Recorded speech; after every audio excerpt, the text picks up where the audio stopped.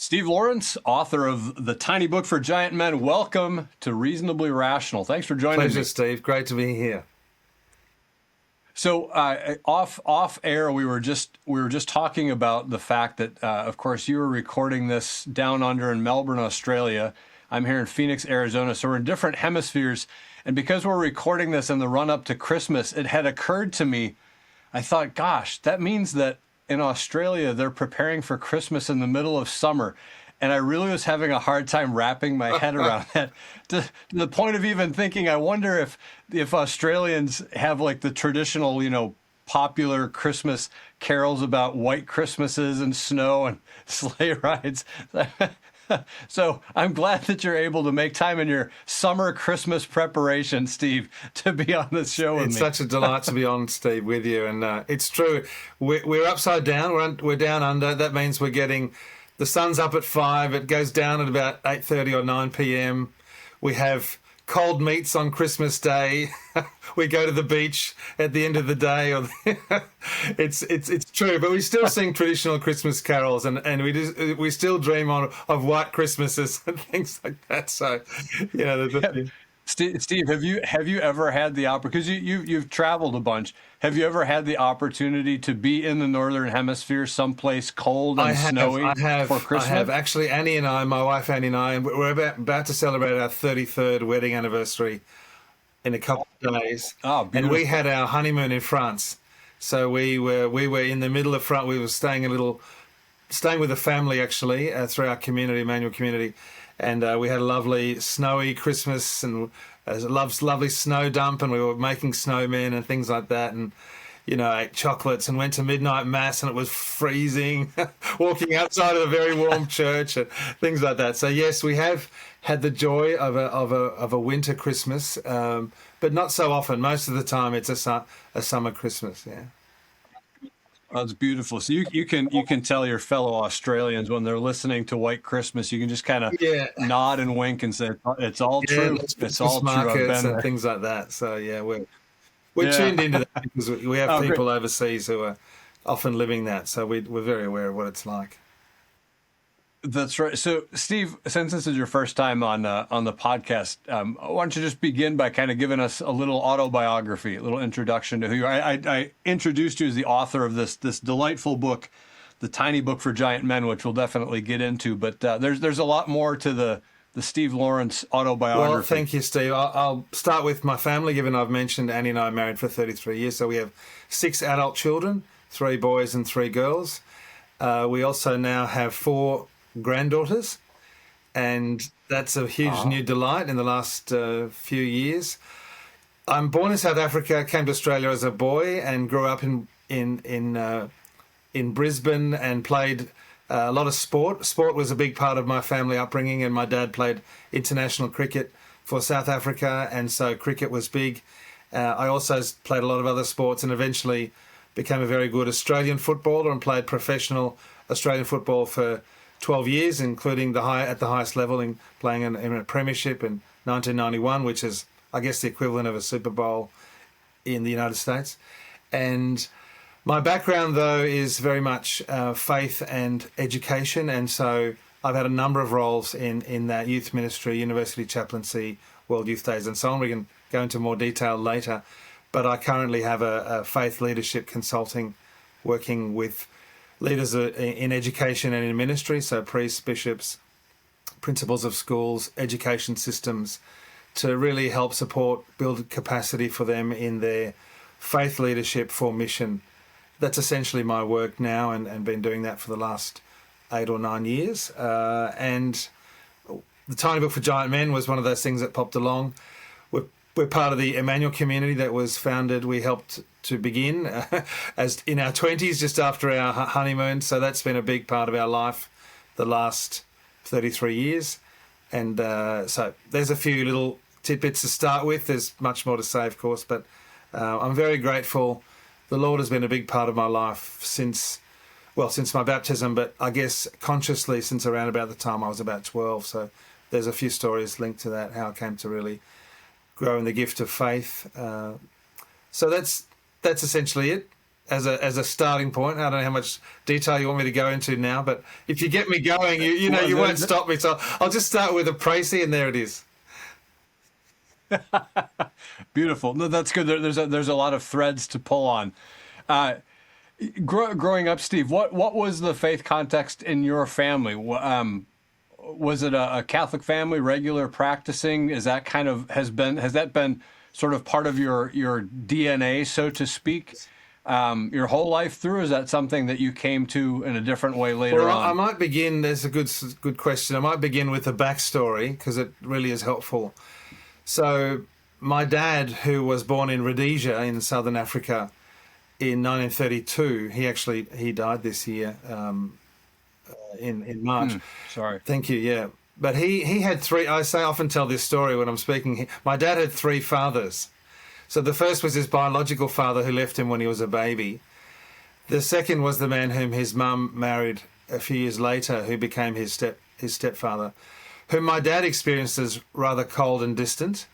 And he was, and when my dad's mum became very ill and died when my dad was 13, rather than this becoming an opportunity for my dad's stepfather to come closer and embrace him and sort of adopt him more fully, it did the opposite. My dad felt that he became more distant from him, and so it was my dad's mum's sort of final wish to send him to a Jesuit boarding school called St. George's College in Rhodesia, in Salisbury, Rhodesia, which is now Harare, when he was about 13 or 14. And it was there that he met the person who would become his third father, one of the Jesuit priests.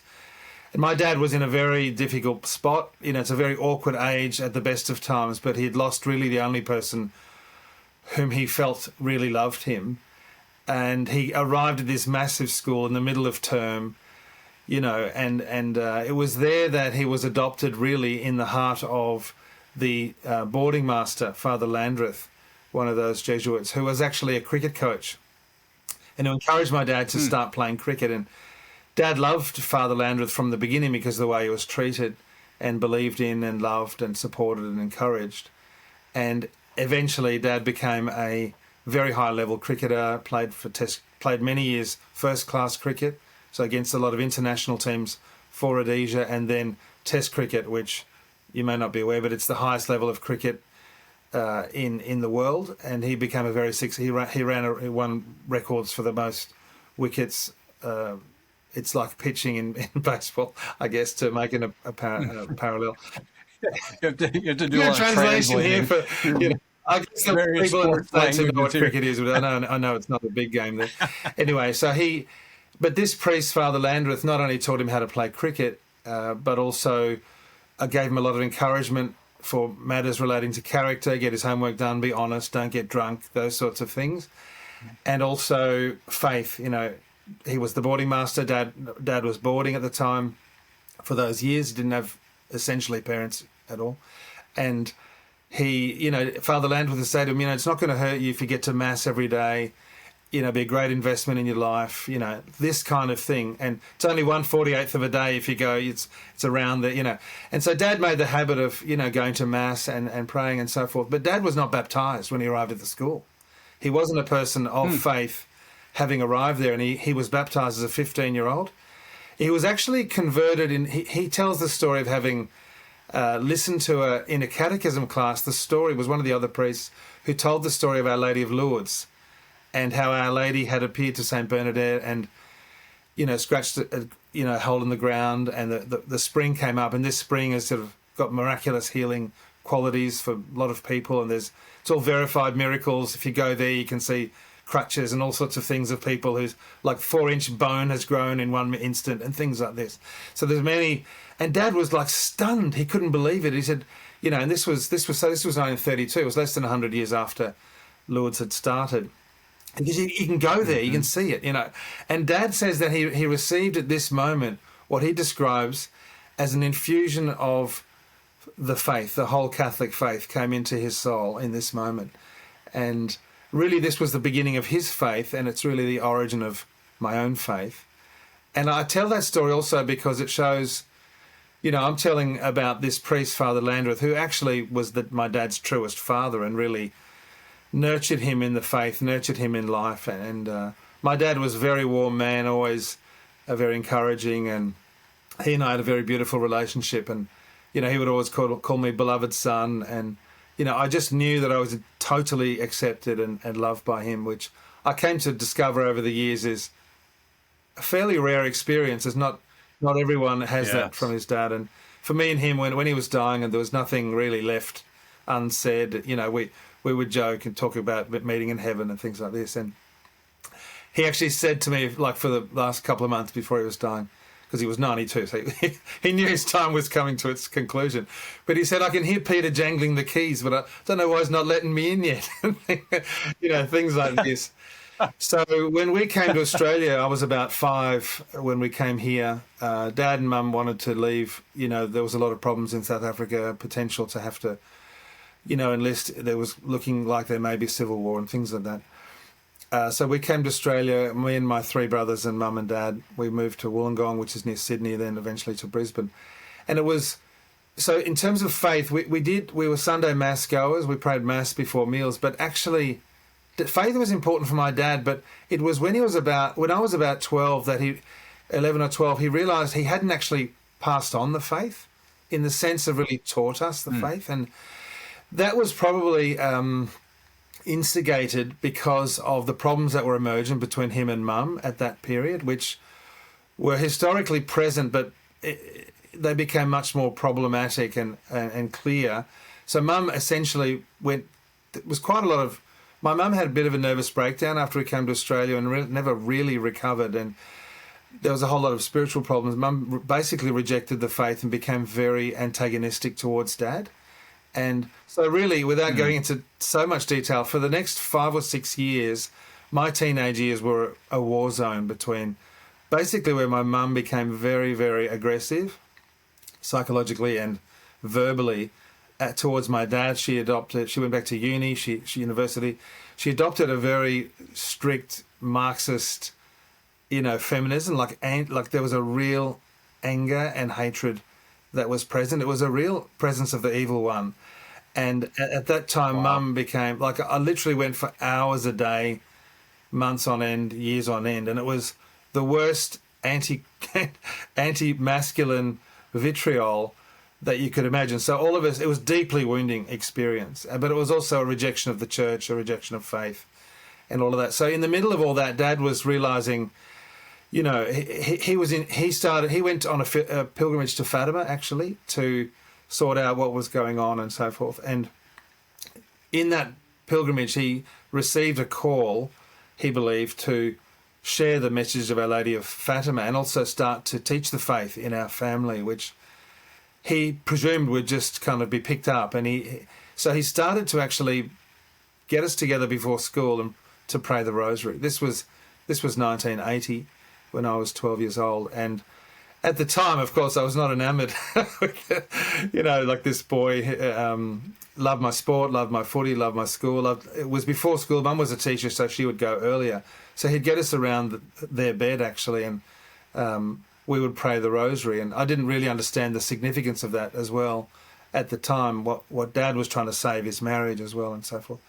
But so that was really how faith was introduced, and it was in the context of a lot of conflict between them. And so Dad would introduce the rosary, would encourage us to go to Mass, would encourage us to understand, like he would give us, the example of John Paul II, there was assassination attempt at that time, St. Francis, and he would put together this sort of prayer book, like a big folder with cutouts of the rosary messages and the rosary mysteries and quotes of saints and things like that, which I would spend the time while we prayed the rosary just looking through. And it was my first real experience of meditation on the Gospels, although I didn't know it was that at the time, but I was just passing the time really, but looking at the pictures, reading the texts and so on. And really this was where God, I think, entered into my soul in a deep way. But it was not really until I was about 15, when I was in a very deep, dark place, that I had what I would say is a really deep personal encounter with Jesus. Until this moment, I believed in God, but it was like God was tied up behind the clouds, didn't really enter the world. And so I didn't have a deeply personal experience or knowledge of Jesus until this moment when I was in this dark, dark place in the equivalent of year 10 in Australia, so about 15. And it wasn't like I had a vision. It wasn't that I heard a voice or anything like that. But I had a deep knowledge somehow of the presence of Jesus, the man, God, Jesus, and speaking to me directly, personally. And he said, I know what it's like for everything to be dark. I know what it's like for the whole world to be falling down, to feel totally alone, to feel rejected, abandoned, for there to be no future, no hope. I know that because when I was on the cross, that's exactly what I was feeling. And he said, I want you to realize that this is not the end of the story. It doesn't finish with this. There is a future. There is a hope. There is resurrection. And it was such a tangible experience, very hard to describe really, but I knew that was true. And I can only just say that. And I clung to that. I don't know, I believed in that. And I guess I was given the gift of faith to believe in that because I needn't have necessarily. And really, it wasn't like everything changed in 5 minutes from that time, but over a period of some months, I realised something had changed. Something was different. I was different. There was a new confidence, a new sense of there was foundation under my feet. I was a rock, and that was Jesus. And so this continued, and my faith grew over time. And then one thing left. The following year, I was recruited to play football with Hawthorn in the AFL, Australian Football League, which is one of the top teams. And then after I finished school, I went down to Melbourne. And it was there that I had to make a decision. Is this faith my own? Because I was going to daily mass, praying the rosary, reading the catechism. This was before we had a universal catechism. We had a catechism. John Harden was the Jesuit who wrote catechism. It was Oh, praise God for Father amazing. John Harden. My goodness, he's blessed so many people. And really, it's an amazingly compact, succinct, thorough, orderly, inspired account of the council and the whole church's teaching prior to John Paul II doing it in 94. So it was a real gift because people who are growing up today don't realise how confusing it was, at that time where there was really a lack of clarity, a lack of... I was reading encyclicals because there was no one else really teaching the faith. I was nourished in my sort of late... I realised I was an odd kid because of this deep suffering I'd gone through. I was really searching for... I had really deep questions about the meaning of life and also the meaning of what it really truly means to be a man, given that I'd heard so much negativity about men, from my mum. And I guess this is one of the graces of the book because it's born out of deep suffering, deep questioning, and so forth. So all of those sort of things were part of my journey of faith. So when I came to Melbourne, away from Brisbane, which for those who aren't familiar is about 2,000 kilometres away, so I was really far away and playing football and away from my family, I realised this is my decision. It's not just my dad who's given me the faith. It's my own faith that I want to take on. So I continued, and one thing led to the other. So that, in terms of my origin, that's really my origin story of faith. The Lord entered my life, obviously, through my baptism, which I was baptised on the 4th of May, 1969. Just under a month. So May the 4th be with you is actually, May the 4th day for me is a double meaning, And I love to celebrate that in the Church of St. Joseph in Pietermaritzburg in South Africa, which I've never visited since. I would love to go back to South Africa, but I haven't been since. The Lord hasn't opened the door for that. But so faith was gifted to me, obviously, in my baptism. But there are stages of faith. And actually my confirmation was a very powerful experience as well. As a 12-year-old, I realised for a lot of people, Holy Communion is a big experience, but confirmation not necessarily or whatever. But I don't remember much about my first Holy Communion, but my confirmation was very powerful. And I think the Lord knew that what I was going to go through during my teen years. Of course, confirmation is a confirming of our baptism and giving us, a kind of a boost to sort of appropriate the gift of our baptism in an adult way. And so that was really given to me very strongly and so because I really went through hell as a teenager, but I also look back and I see what a great gift it was, and there are so many other graces that came out of that. But essentially, that's my background story to faith. No, Steve. At whatever level of detail you're comfortable with it's a fairly remarkable thing. Just listening to your kind of explanation, your background on your faith, that things took such a dramatic turn in your teenage years, and that, by virtue of kind of what your mom was going through and how she was processing that, to have one of your parents kind of opposing the faith, leaving the faith, that's a lot for a teenager to process. And I imagine at some point you kind of have to decide whether to lean into your faith or whether to take the exit door that a parent has opened, sort of saying, yeah, maybe I don't have to do this, or maybe I don't believe this, or, maybe what I guess, what was kind of that experience like for you, specific to how it either drove you deeper into your faith, or what was there at some point, a temptation to walk away, if only to maybe soften the hard edges of the relationship with your mom? That's a fascinating thing to have had to go through. Yes, it's a good question. I always wanted to love my mum, and I always tried to love my mum, and I did love my mum, and I had my three brothers, and it was funny because when I look back on it now, I realize, I lived this very alone. I lived this whole suffering in a very alone way. We're very good, I think, these days to encourage people to talk about things and to find a person who you can, share this sort of suffering with and struggle with and try and understand things and so on. I literally did not do that at all. And I've discovered actually over through professional supervision, and I have a professional supervisor who I see all the time who's actually a psychotherapist. So even in the last few years, I've discovered that one of what he calls my superpowers is this, the fact that I don't like anybody to feel abandoned, and obviously I've got to differentiate between responding to something and reacting, so I've got to always make a discernment, but I have an instinct born out of this experience that I don't want someone to feel abandoned, because I felt a certain abandonment wound, from all of this, and felt very alone in it. But so I didn't really talk it through with anybody. I didn't really,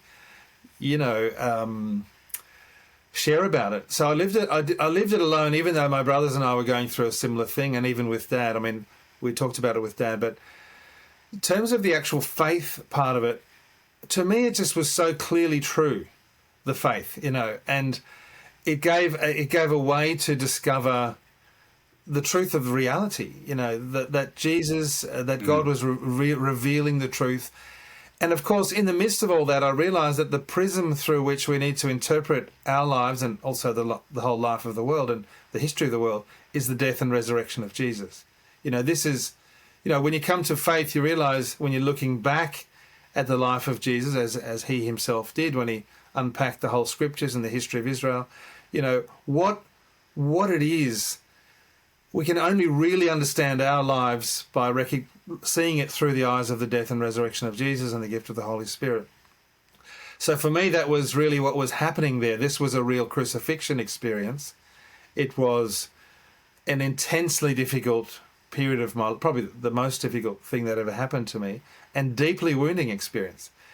And at the same time, when I realised, looking back, through my 20s, and then, like, I'm 56 now, but over those years, I came to realise that, the resurrection, when we see this images of, for example, the incredulity of St. Thomas, which is one of my favourite paintings from Caravaggio, where Thomas is putting his finger in the wound of Jesus, in the heart of Jesus. Mm-hmm. And these kinds of times when in the gospel Jesus makes a point of showing his wounds, to be resurrected does not mean fixed up as if it didn't happen. That's not the resurrection. Right. The resurrection, and often we think healing means that, to be fixed up as if whatever happened to us didn't happen anymore. Well, that's not what healing is.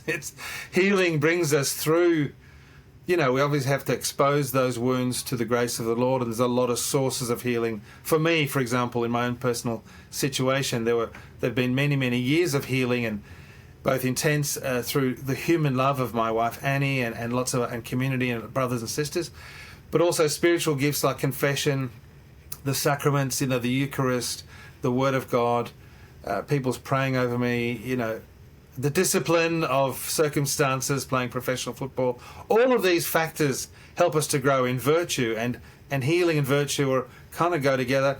And so I realised that for me, especially this particular wound, the healing of it didn't mean being fixed up. It didn't mean being as if it hadn't happened, but it became a glorified wound. These wounds became glorified wounds. And this is the pattern, of course, which follows Jesus' pattern of his resurrection. So by his wounds we are healed. And he went to great lengths to show us his glorified wounds and his open heart and his divine mercy, and that this is for us the way forward. So the Lord doesn't only work through us in terms of the gift of our intelligence, our natural capabilities, our personality, etc., and our natural gifts and aptitudes, but he also gifts us with a cross. He gifts us with an experience of wounds, which, of course, because God only allows something because he can do something greater. He can bring something greater out of it. He doesn't take any pleasure in any suffering that we have, and he suffers more greatly and more intensely through it than we do, But he allows it because he knows he's calling us to something even greater through those gifts. And if you look at the lives of the saints, like St. Francis is a classic case, the whole treatment of his dad and his struggle with wealth, and then having to sort of put aside wealth. And, he was imprisoned for 2 weeks in the little room, and, he had that whole thing of the pressure of his dad to take on the business. And he had a real father wound, St. Francis, a really deep, he was deeply poorly treated by his dad. And yet what does he bring to the whole church? He brings the gift of poverty, radical poverty, and radical trust in the Heavenly Father, which of course are corresponding gifts, aren't they? You can't radically, the point of poverty is to know that everything comes from God. So and so for us, the whole church has this gift of St. Francis because of this suffering and wound that he went through, that the Lord allowed him to go through, because he was gifting the church with a particular grace that was being poured out into the church and to other people in particular. And like, obviously, I'm not St. Francis, but there's small experience that I experienced was something similar. So I was terrified, for example, of being married. I was terrified of it because I had seen a disastrous experience in front of me. I love my mum and my dad, but their marriage was a catastrophe, and there are many good things that have come out of it. I'm very objectively able to recognise, like the birth of my brothers and myself, and we received many good things from both mum and dad. But this deep wounding experience, this disastrous marriage, was for me a profoundly terrifying thing to consider being married. And there's a whole story there. And even though when I met Annie and we got married, probably took me at least 5 years before I was able to realise she's not going to turn on me and attack me. Even though every evidence was to the contrary, that she's kind, she's always even-tempered, she's gentle, she's loving, doesn't criticise, she doesn't judge.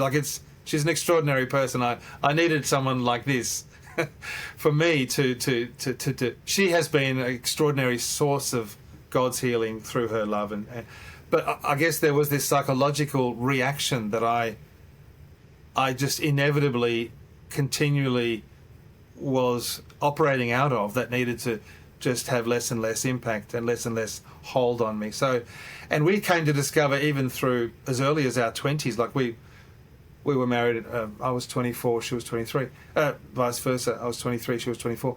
And we very quickly were asked through connections through the Emmanuel Community to do some retreats for married couples, And we came to discover, and that was the beginning of, like even this last weekend, we had the Australian Catholic Youth Festival here in Australia, which is a national event, happens every 3 years, run by the Bishops' Conference and so on, and I did a couple of workshops, one of which was with Annie. One was sport, faith and character, and the other was tips for dating and marriage, which it's a presentation that Annie and I do together, and it's a classic one, and we share our story of dating and ideas about that, and then we go through the wedding ceremony, but we get volunteers up, young people, to play Annie, to play Steve. We use the actual vows that we have, our own booklets, and we had Cardinal Pell was our celebrant and things like that.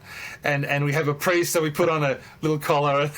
It's kind of fun, but it also gives the young people an opportunity to read what the actual vows are. Because a lot of young people don't go into a church wedding anymore and so on.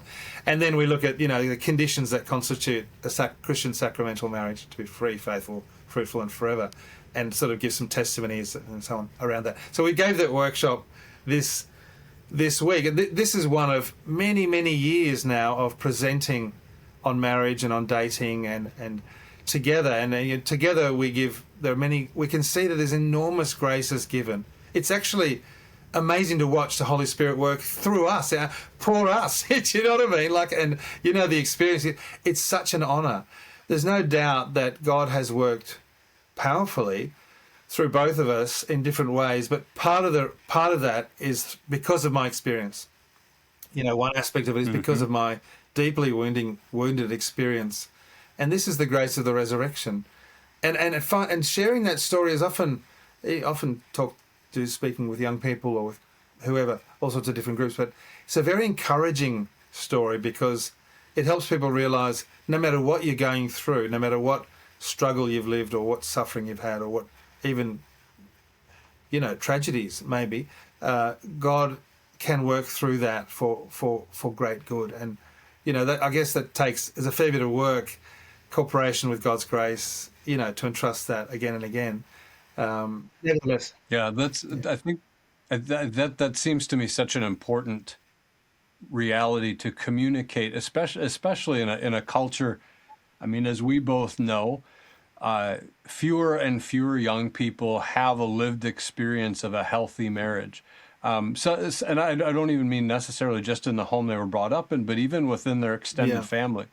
A lot of young people have never seen it. And so to be able to say it's possible to have come from a difficult circumstance in terms of a home life and your parents' marriage, and yet to find that ideal and to live that ideal, I think that's a great message of hope. I can see that being a real blessing to a lot of young people who can say, okay, so maybe I haven't seen it yet, but it's possible. It can be done. And look, here's an example presenting at this workshop. Steve, have you? I don't know if your mom is still alive. Have the two of you reconciled and been able to work through all that as adults? Is that still a difficult relationship? I have a very good relationship to my mum. I did in my 20s. I was intensely desiring her to convert back to the faith. She didn't really have deep faith in the first place. That's probably, but I've always desired that, and I've always wanted to. I probably intensely wanted it in the wrong kind of ways. In some sense, I mean, I kept a relationship. There was a lot of fallout over the decades. It was never been easy to go back to Brisbane, and I've always tried to keep that door open and keep a good relationship. I remember though going to a kind of a day run by the Catholic Charismatic Renewal in Australia, and I was prayed over by a few women, and I was in my late 20s, I think mid to late 20s, so I was still pretty young. And I wasn't asked, I didn't mention my mum or anything, but I remember receiving, one woman said, I feel like the Lord is wanting to say something to you about your mum. I thought, oh, this is odd. Where's she getting this? And she said, the Lord wants you to love your mum as she is, and not to have conditions on your love for your mum. I was stunned by this word. It was really striking because I knew I probably did have conditions. I loved her because I wanted her to convert. I loved her because I wanted to, to restore a relationship to Dad and so on. I mean, they've been separated from that time and they've never came back together. Although there have been lots of graces over the years. There have been lots of points of healing. They there was no murder, which already was a start because it was close to that. And I say that flippantly, but it's actually true. There could have been a murder. Wow. Wow. And I realized, and the Lord gave me a grace to really start just loving her and to let go of expectations.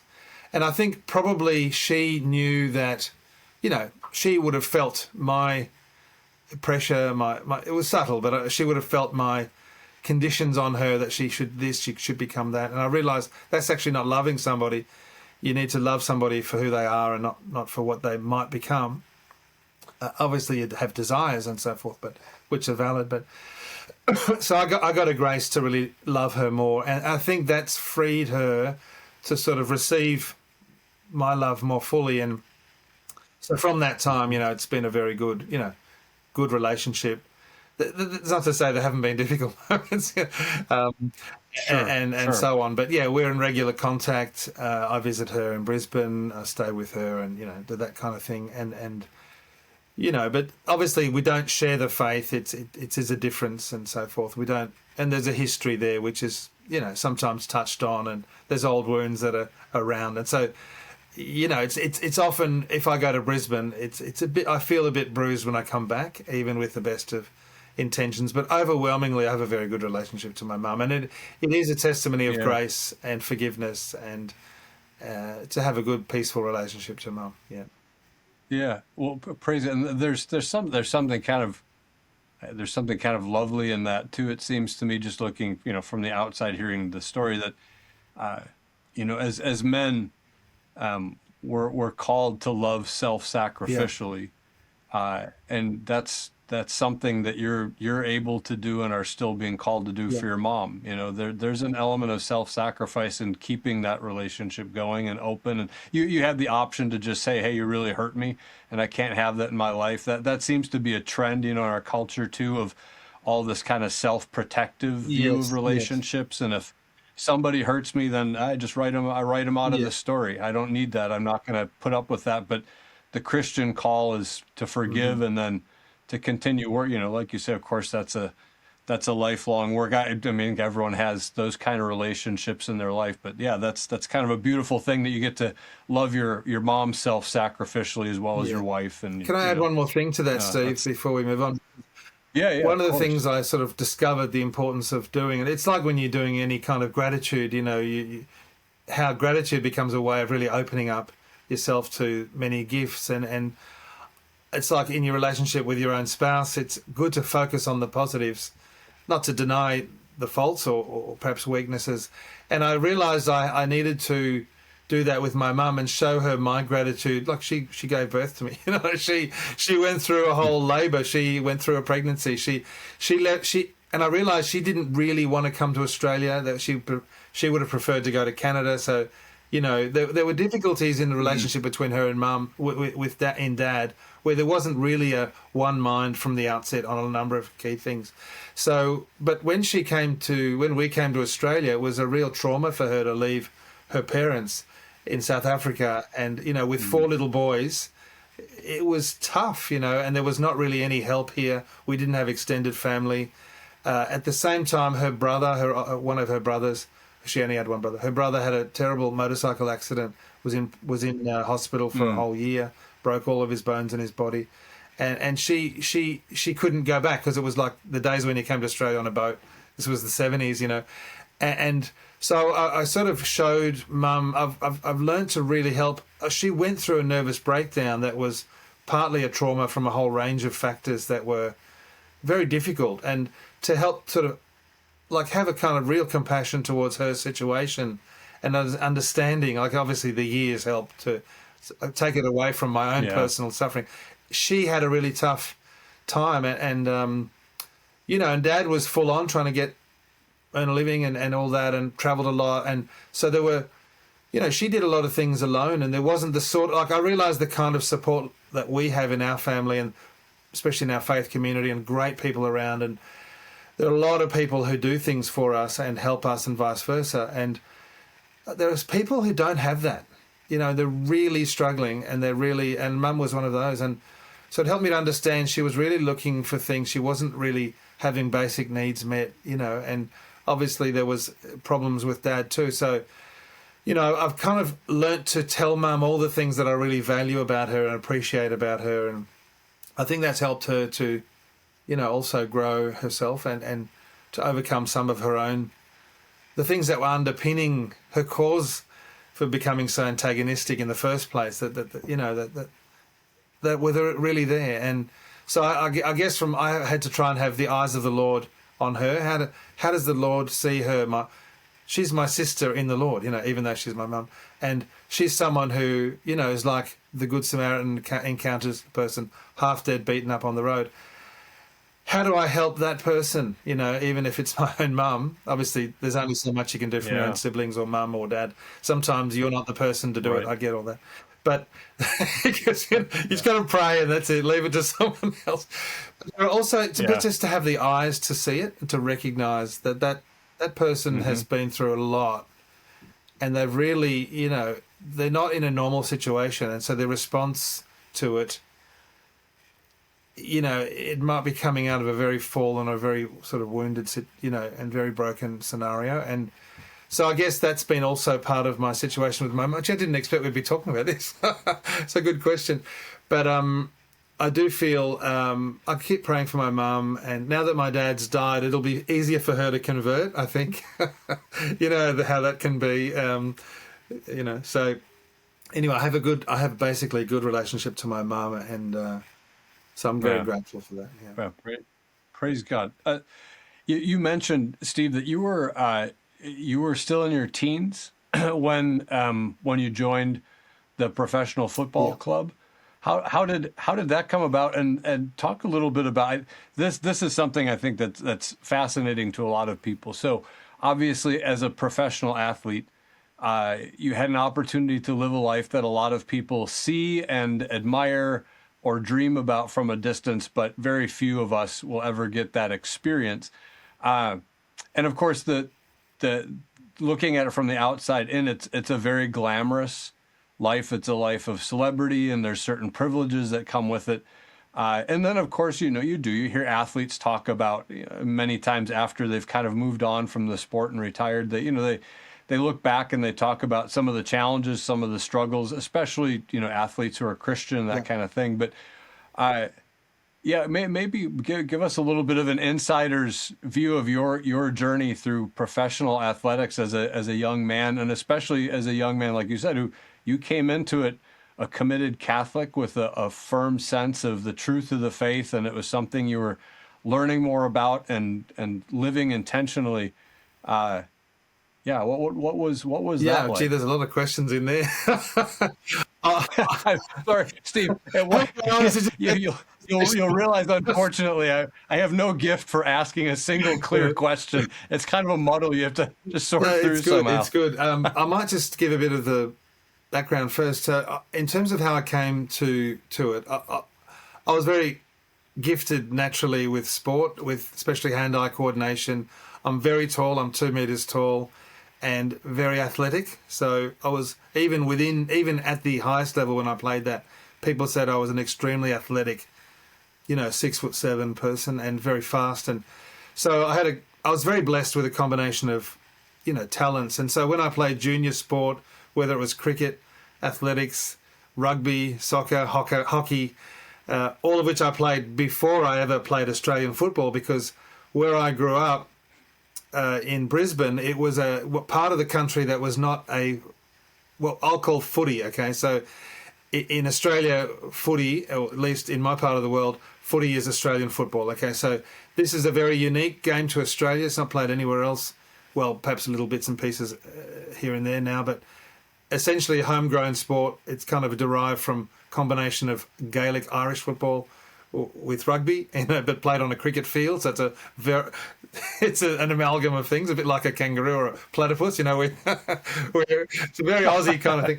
So when I'm talking about footy, so it was a friend of mine from Melbourne who was in Brisbane, and he went up because he had asthma, and he and I became friends, and he basically introduced me to playing footy. He said, "Why don't you come and join my team?" So I was playing hockey in winter, as cricket in summer, hockey in winter. Dad played also very high-level hockey. So he played with a bunch of Olympic guys in Rhodesia. Anyway, so I loved hockey, and I play hockey and footy on a Saturday.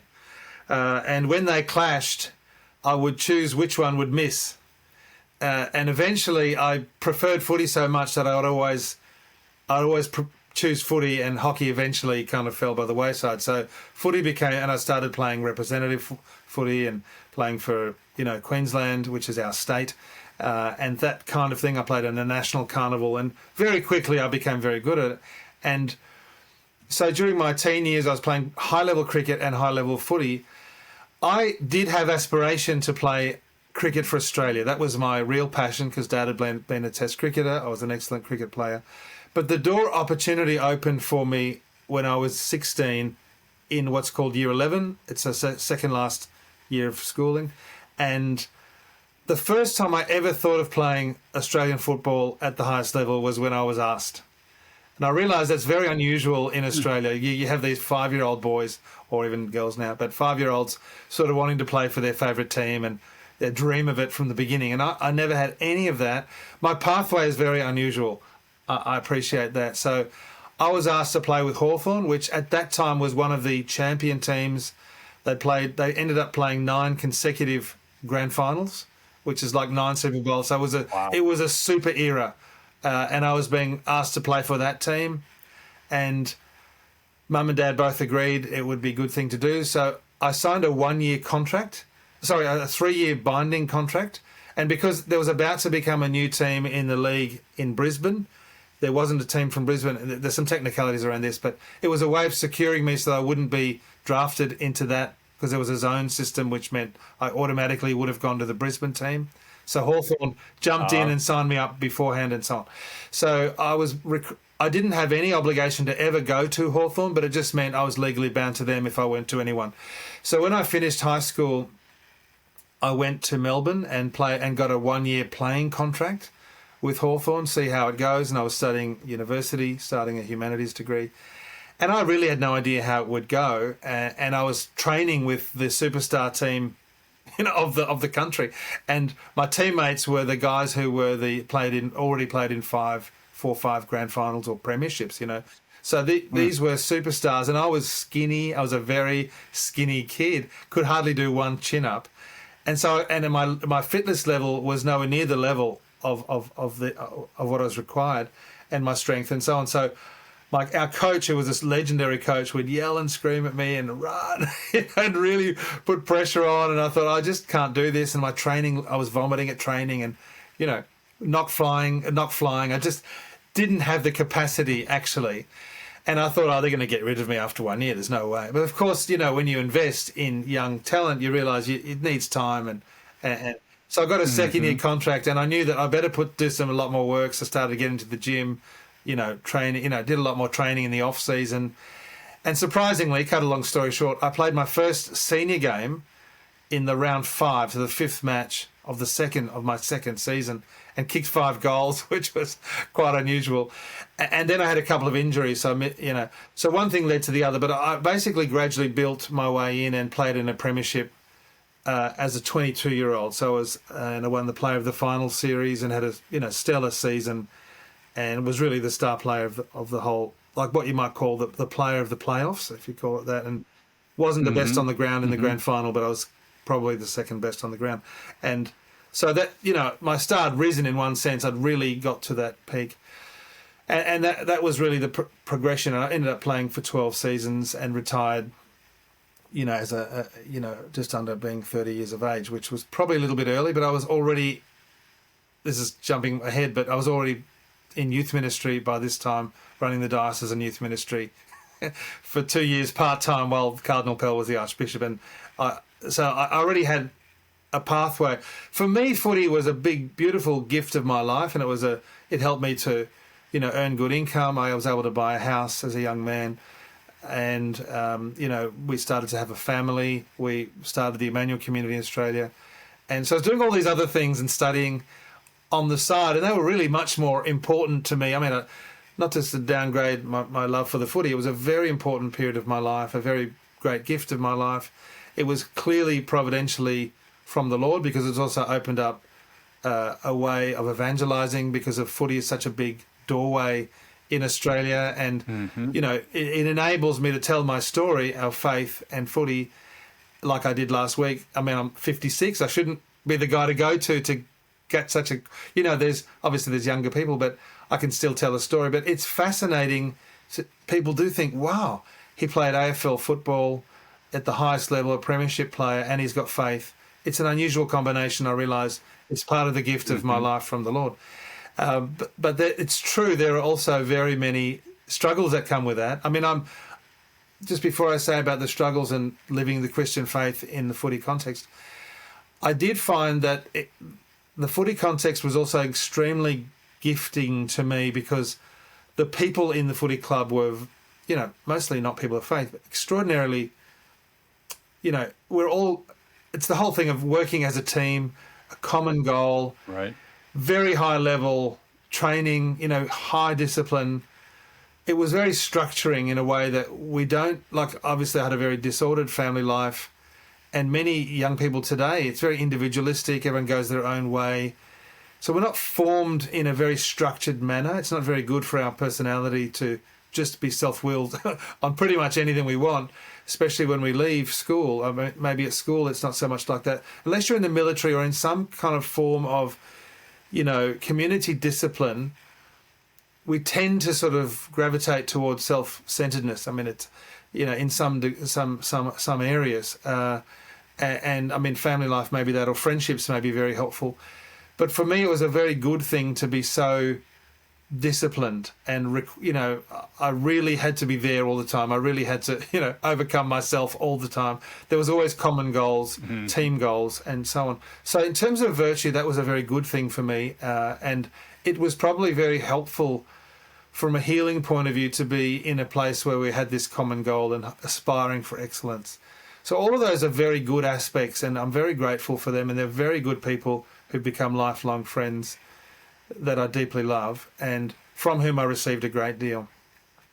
But it's also true, having said all of that footy clubs are very particular places, and they are often aspects of, let's say, the world's culture, which are exacerbated strongly, especially in what we might call blokey kind of... do you use the word blokey? Do you know what that means? Like your friends, your brothers, your comrades.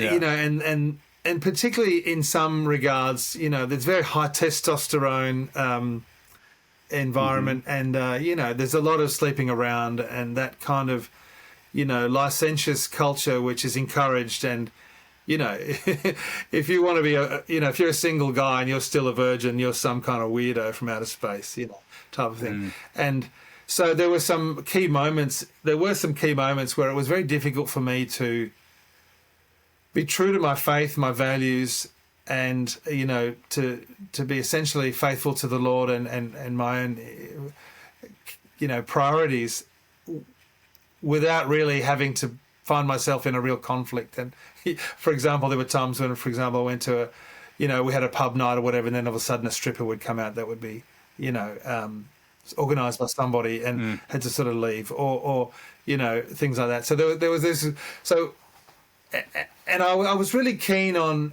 Because of my conflict in my home, I was very sensitive, probably oversensitive, to criticism about the faith, because Mum was really, really very angry and seriously hating the faith, and so I heard the worst antagonisms and vitriol about the Catholic faith and about the church and everything.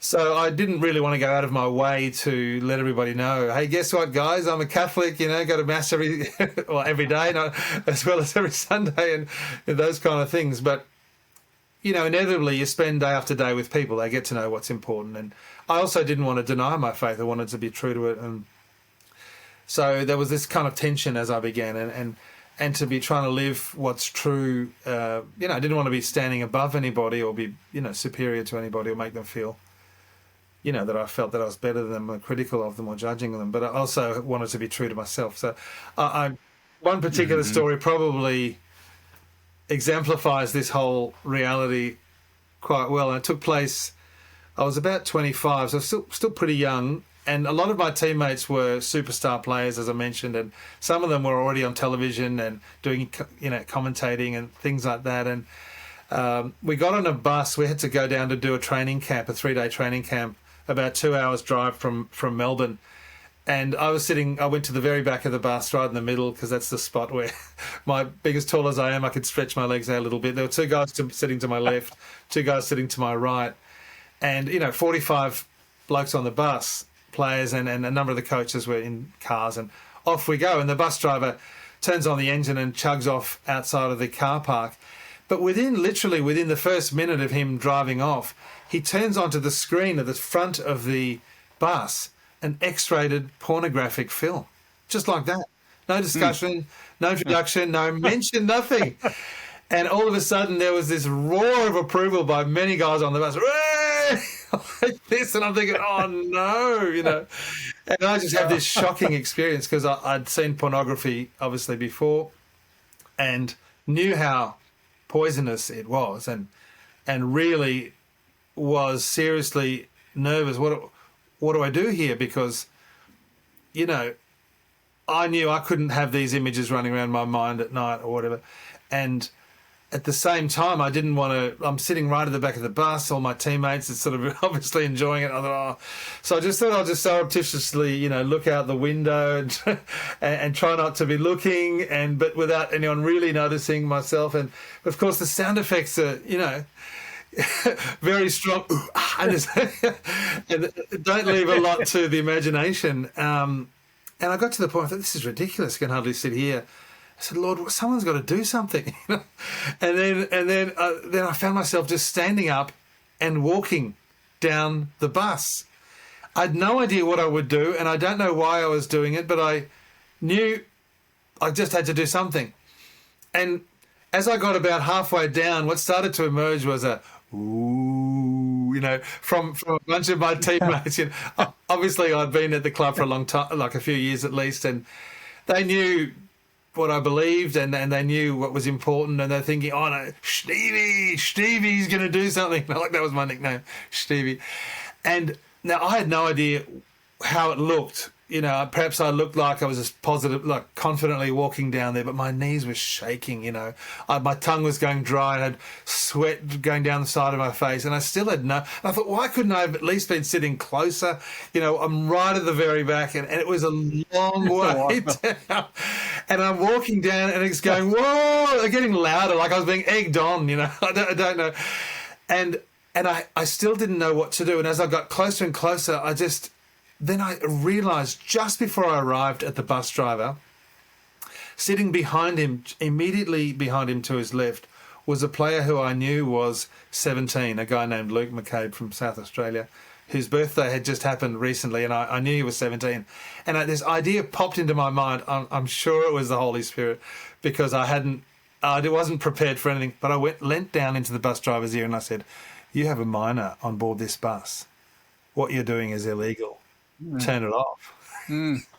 Now, when you're in these moments, quite often, people will react in different ways. And I did expect him to say something like, turn around and go, F off, mate, something like that. And often you get this opposition. But in this moment, I was struck because he didn't turn around. He didn't say anything. He didn't do anything. He just leant up, turned it off. And that was it. Wow. And I thought, no comment. But that was the easy bit, because then I had to turn around and face my 45 teammates and I was waiting for the proverbial tomatoes to be hurled at me, insults, derision, comments, and guys are very free with their language and so on. And I just walked back, the silence. And walking back, It seemed a lot longer walking back than it was on the way down. That's right. It was twice as long as the walk down. And I got there, and my heart was going, but it was dead silence, literally dead silence in the bus.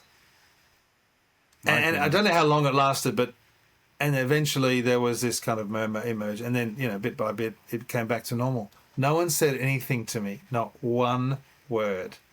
No one looked at me, no one said anything. There was no comment, no nothing. These two guys were chatting to each other. These two guys were chatting. But I'm thinking, that was an amazing thing that happened there. Whoa, I was just so in the moment, so conscious of it, and remained for the rest of the bus trip like it was a big deal.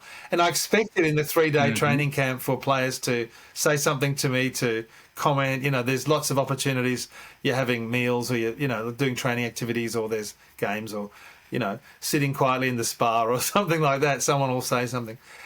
And, I knew the attitude of a lot of my teammates who were very supportive. Like, a number of them were very kind of happy that it was on. And I basically had turned off this thing. Right. And I did expect someone to comment on it at some point. I was waiting for somebody to say something, and the months passed and no one said anything. That season finished. No one mentioned it. Season after season passed. Now, I began to wonder, did I make that up? Did I have a dream? Did I just... Did I create it in my mind, or was it, or whatever? And here am I thinking, anyway, it took my footy career finished. Still no one had mentioned it. So this was years now. 18 years it took until somebody mentioned it to me. And it was the funeral. It was the funeral of our legendary coach, Alan Jeans, who won a number of premierships as coach. And so I was having coffee with two of my teammates, Andy Collins and Darren Pritchard. They both played in 2 or 3 premierships each. And at that stage, and Andy Collins said to me, "Stevie, do you remember that time you turned the porno off on the bus?" I said, "Yes, yes, I remember." My first thought was, I'm not nut. Like, I'm a little bit nuts, but I'm not nuts. I haven't made this up. It wasn't a dream. It was a real thing that happened, because someone's now actually referring to it. 18 years after the fact. And he said, "Yeah, I need to tell you something about that." I said, "Colo, yeah, what is it?" And he said, "Well, as you know, I'm coaching in South Australia." So at that stage, he was coaching West Adelaide Footy Club in South Australia, which is a very high-level footy team. And he said, "I'm often asked to speak all around the state, to school groups, to business groups, community groups, and so on. And I'm often asked to speak on the topic of leadership." And he said, "I want you to know, I always tell that story." I said, "What? Are you kidding me?" He goes, "Yeah, I reckon I've told about 10,000 people that story."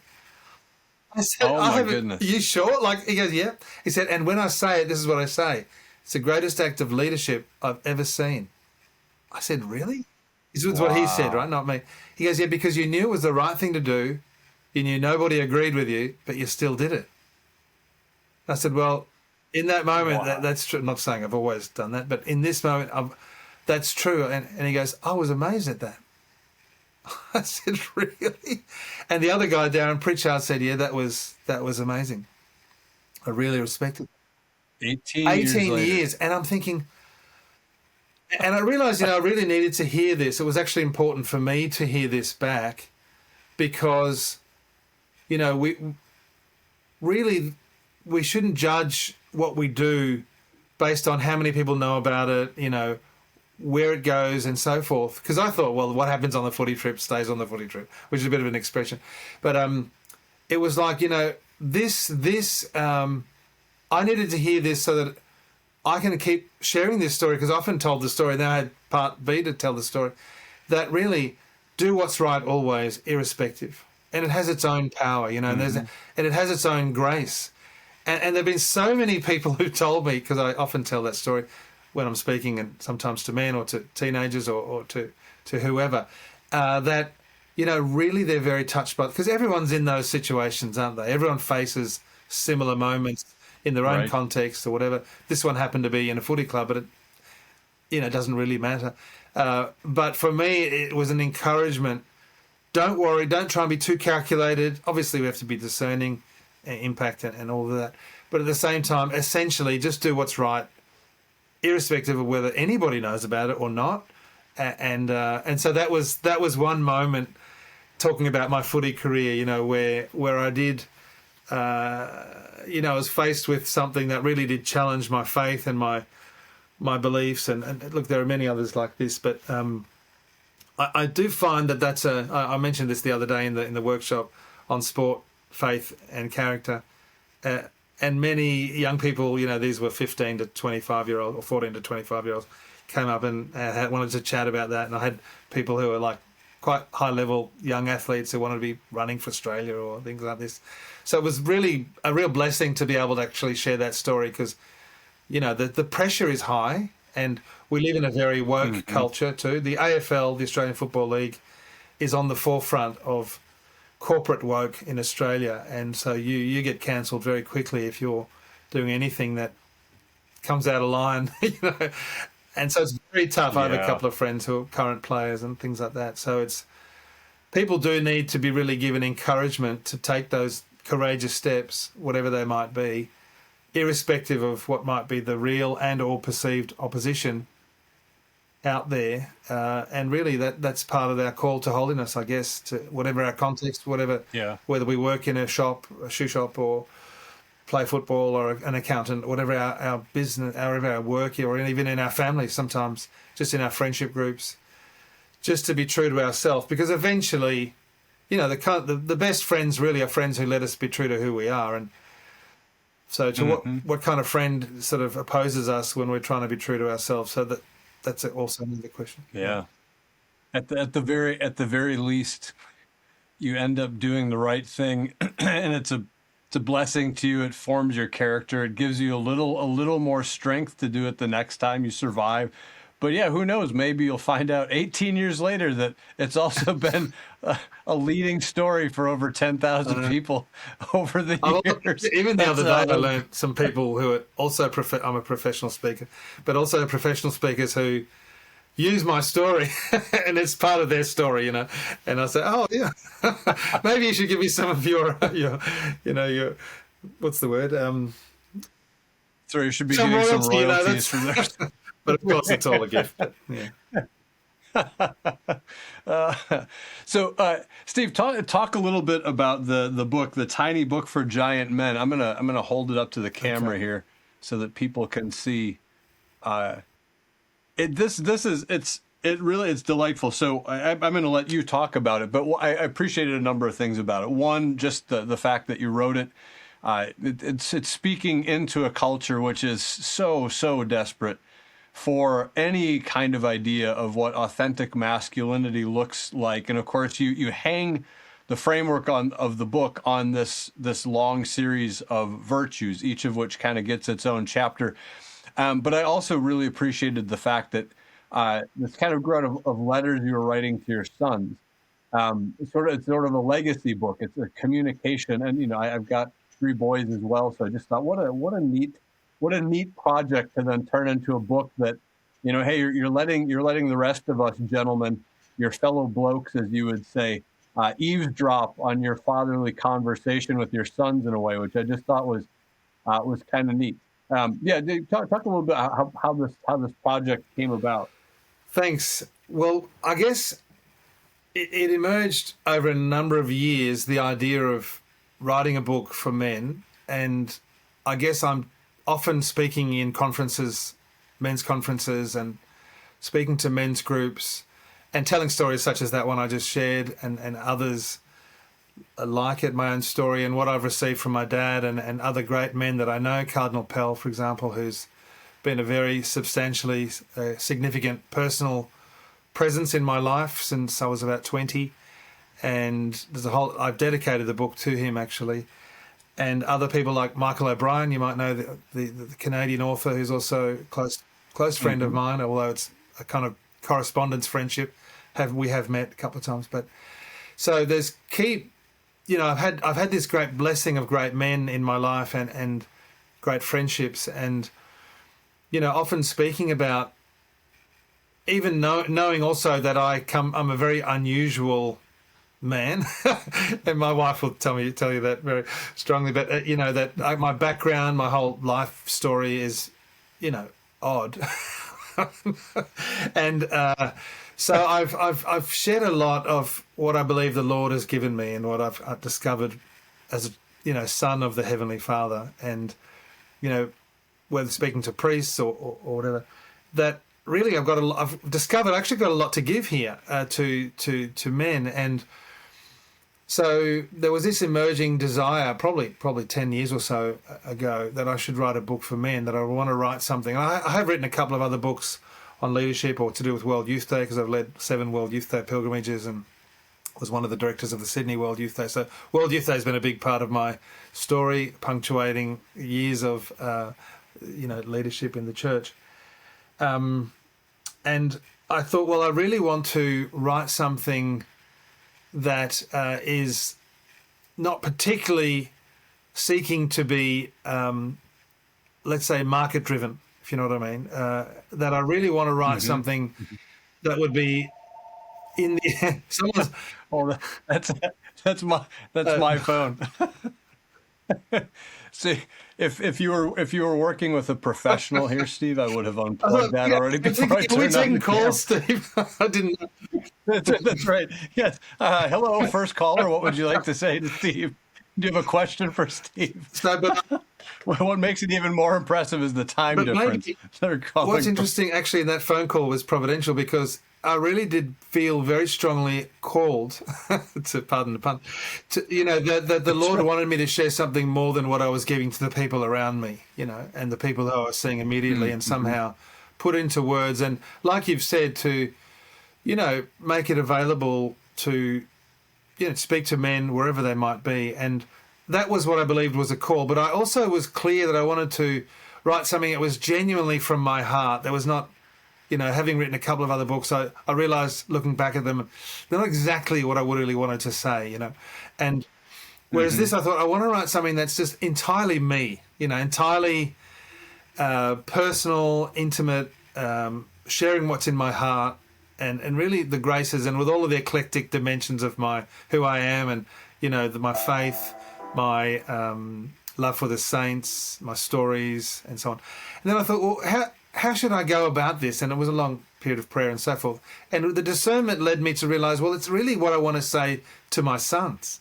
That's what I really want to do. And so it emerged that the idea would be to write something which would be to them and for them, and also other men in my life, young friends or children or grandchildren or sons-in-law or whatever, but essentially to my 3 sons. And so I spoke to them about it, and I said, look, this is my idea. Would you be happy for me to write this to you, but also with the idea of making it available also for other men who might want to read it? And so I gained their permission. They were very happy, all of them, for me to do this. So I thought, great. So I set out to write it, and I decided I really wanted it to be, like, I'm not, given my background, I'm not a specially ordered person or structured person, because I lived in chaos. And so, but I'm much more kind of sort of charismatic or inspired, let's say, and everything, I try and do everything born out of prayer. So during COVID, actually, we had a very intense COVID period here in Melbourne. We had one of the worst lockdowns. Yeah. And so there was no real rushing off anywhere. And so the long time, Annie and I often have a morning coffee and then have a long time of personal prayer in the morning. And I thought, I'm going to do that. I'm going to have a long time of personal prayer and then write, like, just see what emerges from that. So I didn't really map it out, actually. I didn't really plan it. It was born out of my prayer. And so that's how I set out. I thought, okay. And I bought a journal, a paper blanks journal. So I'm going to do it inside this. I don't want it to be long and arduous. I want it to be, like I'm talking now, I want it to be succinct, just a few pages per point, just share what comes into my mind and heart, and so on. So I did. I thought, okay, the first one was on freedom. I'm going to write about freedom, and calling them to freedom, and share some stories. And I just hand wrote it out. And then each chapter was maybe over 1 or 2 or 3 sittings, and that was it. And then what started to percolate would be the next thing. I want to talk about this, and it went chapter by chapter. So that was really how I wrote it out, and I hand wrote it. And then there was a period of a couple of years that I thought I want to write it's time to get it ready, and one thing led to the other, and I wrote a preface, an introduction. Even when it was all ready and it was all typed out and edited and everything, I knew it wasn't quite ready, and I wasn't sure what it was, because I wasn't really in a rush. I said, Lord, this is your project. If it never gets out there, that's fine. Whatever you want, even if it's only been for my edification to do it, even if I only just literally handed the book to the boys, that's enough really for me. But then, but I knew somehow I had a strong sense that it's ready to go, and the Lord wants it get out there somehow.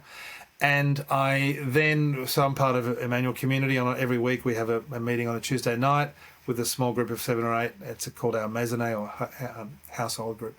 And at the end of the evening, I asked them to pray over me to, for the purpose of the publication of my book, that it would really get what it needed. And they did. And the next morning, in my morning prayer, it came to my mind, I really should dedicate it to the Cardinal, who had been such a, he had been such a great person in my life. And and it was not that long after he'd died. And I thought, okay, and so I smashed out a 3-page dedication, and this is it. I knew it's now ready. And then it was the next day I had lunch with a friend who brought another friend to the lunch. I didn't know the other friend was coming. This is Charbel Raish, who's who runs Perusia Media. And I was telling the story of the dedication to the Cardinal, and I said, the only thing is, and there'd been I've been trying to get it published earlier with Ignatius, and they hadn't had time to read the manuscript and wouldn't know where. I thought, this is not from the Lord. And I told the story. I didn't have a publisher yet, and Charbel said, I'll publish it. And it would like this, and then one thing led to the other very quickly. The different comments and people who wrote it, and I've got a couple of, like Deacon Harold Burke-Sivers. One time I wrote an email to Charbel saying, I don't know why, but it's in my heart that we should ask Deacon Harold Burke-Sivers to read it and give a recommendation. And Charbel wrote back literally in seconds, and he said, you wouldn't believe this. I'm in a car driving across, I don't know where it was, somewhere in the United States, and Deacon Harold's in the car. And oh my goodness. I've just asked him, and he said he'd do it. I was like, what? And these kinds of things were happening. Wow. So there were, and then Dan Donaldson wrote something, so there's, and I felt like that was the Lord opening the door. I don't know why. So this is part of what I think was also a grace maybe for people in your country to read it, as well as in mine, and there were people here. So that was really how it came about to publication. And there it is. That was the background. And I do have a desire also to write a similar book for my daughters, which I've already titled The Tiny Book. I wanted it to be a tiny book. Do you have a... Sorry? Do you have a new journal? A new blank page journal? I feel like it's close to start writing it. But it's called The Tiny Book for Beautiful Women. And the idea really is, John Paul II. I love all John Paul. John Paul is, probably my favourite saint. And as a young person, all of my faith formation, apart from my dad and the Cardinal, and was really reading John Paul II's encyclicals and just so nourished by them all. And so he talks, he obviously the whole theology of the body and the unique complementarity of male and female, and that was I've studied at the John Paul II Institute and have a master's there, and so this whole was part of my whole journey. So one of the things John Paul II said was, every young man growing up needs to know he has what it takes. He needs to know you have what it takes. And this is the story of my dad. He would say that Father Landreth believed in him even when he didn't believe in himself, and that's what helped him to become a man. And I think that's a very big secret. Like the sense of not having the capability is a deep fear, often unverbalized fear in many, if not most, men. And they need someone else to bring them to life, another man, also other women, but especially men, to say you have what it takes. You can do it. You can do it. And that's really the idea behind the book, The Tiny Book for Giant Men. Obviously, it's not only for men who are 2 meters tall, but to be the man we're called to be the giant man, let's say, that's the motivation of the book, to become that. And so John Paul II would also say, every young woman, every girl, needs to know she is beautiful, and obviously not just in a vogue sense, but deeply cherished. She is somehow the glory of the Lord. She is a princess in the truest sense, that she is delighted in the heart of the Father delights in this beautiful. And this is the message, It's interesting though, isn't it? Because we live in this sort of toxic culture, which is often, and especially, let's say, a radical feminist, and I don't mean here true Christian feminism that John Paul II would speak of, genuine equality, complementarity, and all that, but this kind of hatred version, let's say, demonic, Rhonda Chervin called, the ungodly rage version of feminism, Right. which is really the evil one, attacking both women and men. But there was someone who said, when I've mentioned that a couple of times, someone said, "Oh, look at the misogynist, how misogynistic that is to have a title." I'm thinking, Really? hold on. It's not saying the tiny book for ugly women. It's beautiful. It's an honouring, but there is something. Right.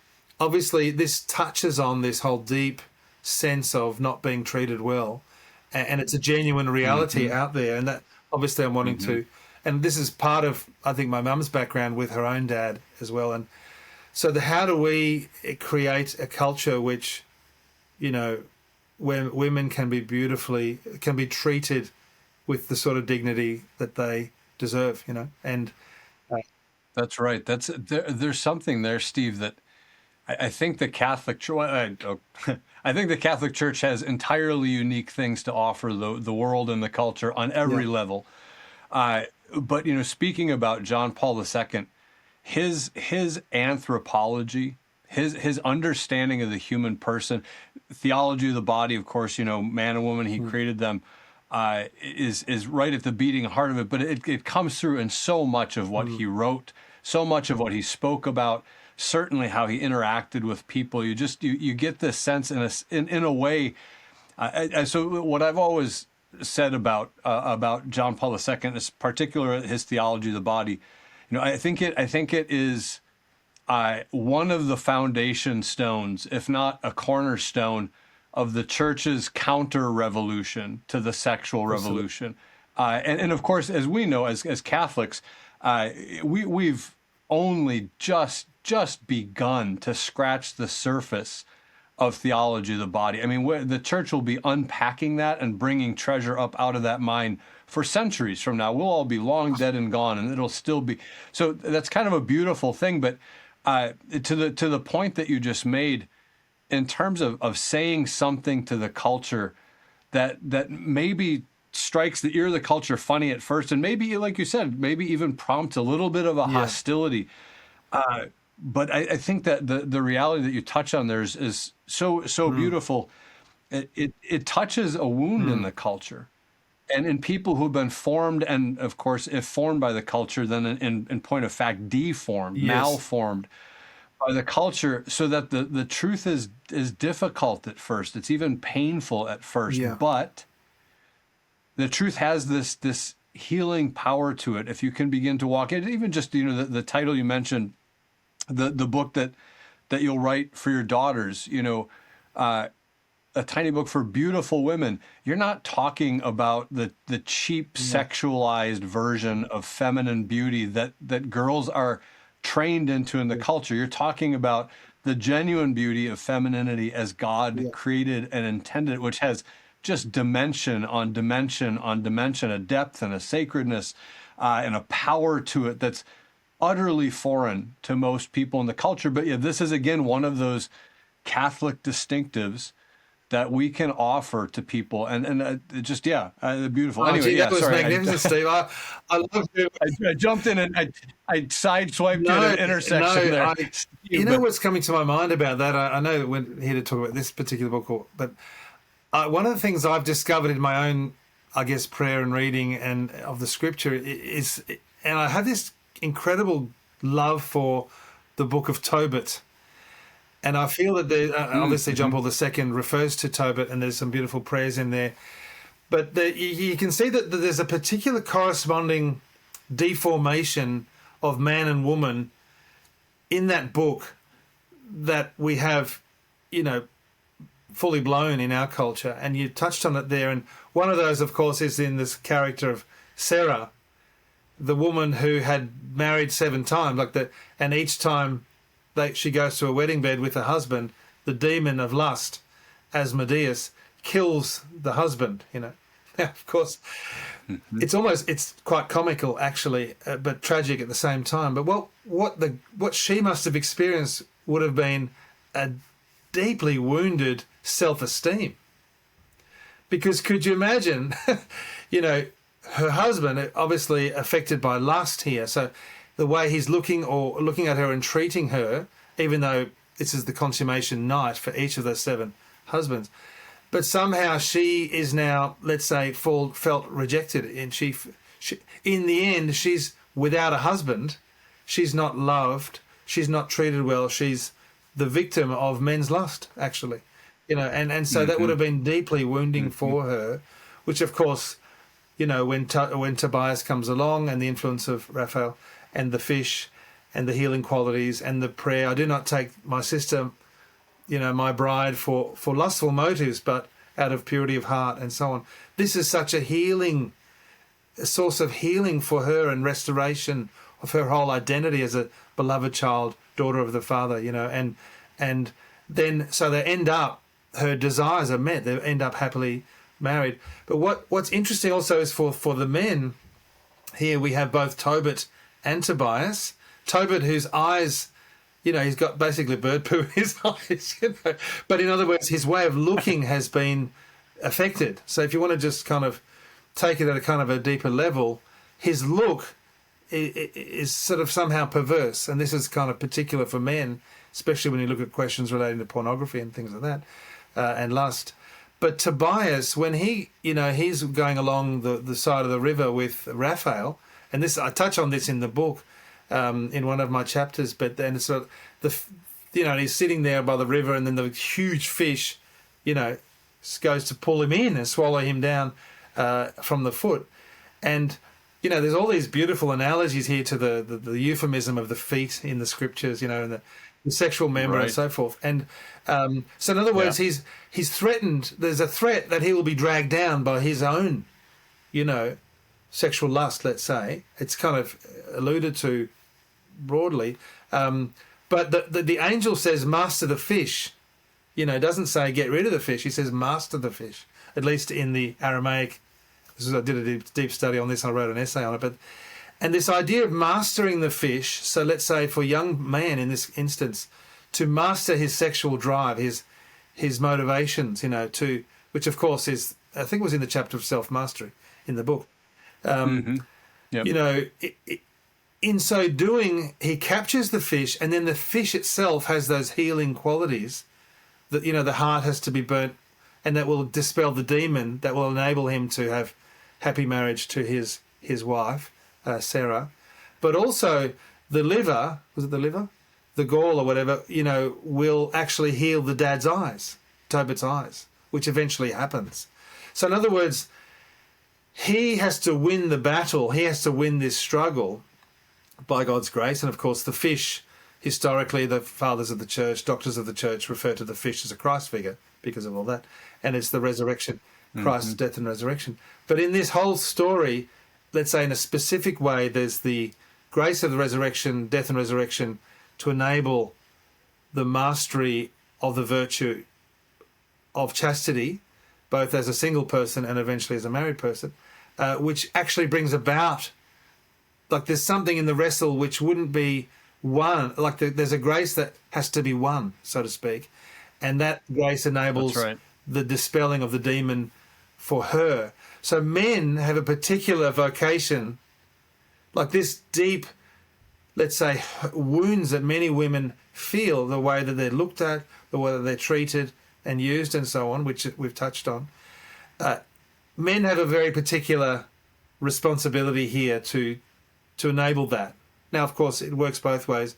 Women can help men in different ways. But I think the book of Tobit gives us this, and it also eventually heals the father, Tobit, of his sight. So there's all these things kind of going on that are giving us a kind of spiritual, biblical foundation to what John Paul II talks about in a whole lot of other ways, and he touches on other texts as well. Yeah, that's Steve. That's something that I really like about the title, The Tiny Book for Giant Men, because, and again, the title could be misunderstood under the rubric of a culture which has such a twisted view of masculinity.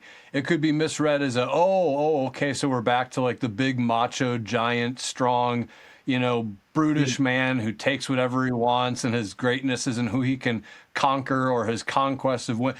But the book itself is giving the lie to that whole misbegotten image, and instead is saying, no, the giant man is the man of virtue. The giant man is the man of faith. The giant man is the man who will sacrifice himself for those entrusted to him. The giant man is the man who will master his passions by the grace of God, who can admit his wrongdoing, who can, so you're painting a picture of authentic masculinity.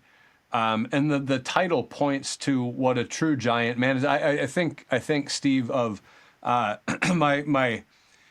friend's dad, my own dad, in some ways would be this too. Although my dad was a big athletic guy, so he in some ways would fit more the stereotypical.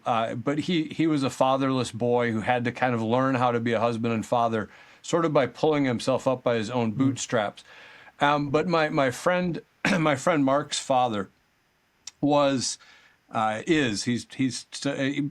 maybe 5 feet 4 inches tall, probably weighs 120 pounds. He was bald in his 20s. He has thick glasses, not an athletic bone in his body. But his wife had a seizure in the swimming pool and was under for 5 minutes before anyone saw her, and she suffered permanent brain damage. And so in a very real sense, his wife died that day. Like the woman he married, the woman he knew, ceased to exist.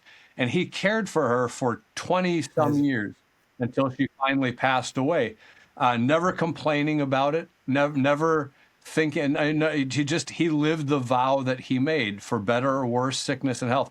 I think that's a giant man. You would never look at him, and there's nothing physically impressive about him. That's a giant man. That's exactly what you're describing. I just think that's lovely. It. It's not about physical stature at all, or athletic prowess, which there's nothing wrong with that. That's a good thing. But everyone, like at the judgment, I'd rather be him than a lot of champions. That's right. Yeah. Yes. Yeah. Steve, you mentioned Annie a number of times. How did you and Annie meet? And then you mentioned her in connection with the founding of the Emmanuel Community there in Australia. And then this is also part of your story. You actually went and lived in Rome with the Emmanuel Community. We have a funny connection there, which we talked about when Becky and I had our conversation with you, because our visit to Rome, we were guests at the Trinità dei Monti guest house. So we're right there at that same spot, right up on the top of the Spanish Steps and everything. But take a minute. Just how does Annie enter the picture, and then you can sing your bride's praises for a bit. Something I love doing. I did my arts degree. I did a humanities degree at a university, and then realised that I hadn't yet fully cracked it into the senior team of the AFL at Hawthorn, and I knew that I really needed to take a year off from studies and give total dedication to my footy, which I did, and that was when I became a regular every week sort of senior player, what we would say a senior player. And it was the following year that I went to university again, Australian Catholic University, to get my teaching qualifications, and it was there that I met Annie. But there's a kind of intertwining story here with the meeting of the Emmanuel Community. At the end of just a few months earlier, I travelled around Europe for 6 weeks by myself, and it was there that I met the Emmanuel Community. And I can explain a little bit more about that, because that was a deeply profound experience of encountering the heart of Jesus everywhere I went, but especially in Paris-le-Monial in the centre of France. But I had a girlfriend before I went on that trip. It was a great girl, but the trip made me realise I needed to be open to the question of priestly vocation as a 20-year-old, and so I decided. I met Bishop Pell in Rome during my travels, and I'd made a decision. He said, "Look, why don't you give yourself a year And if you then find a good girl, if you don't think you want to join the seminary, or go into the seminary. It was very pragmatic advice, which was good. I was a bit overly spiritual at the time and not really practical enough. And so I decided to break up with the other girl, and I did that when I got back. So I'd given myself 12 months to discern. So part of my 12-month discernment was not to go out with anybody, you know.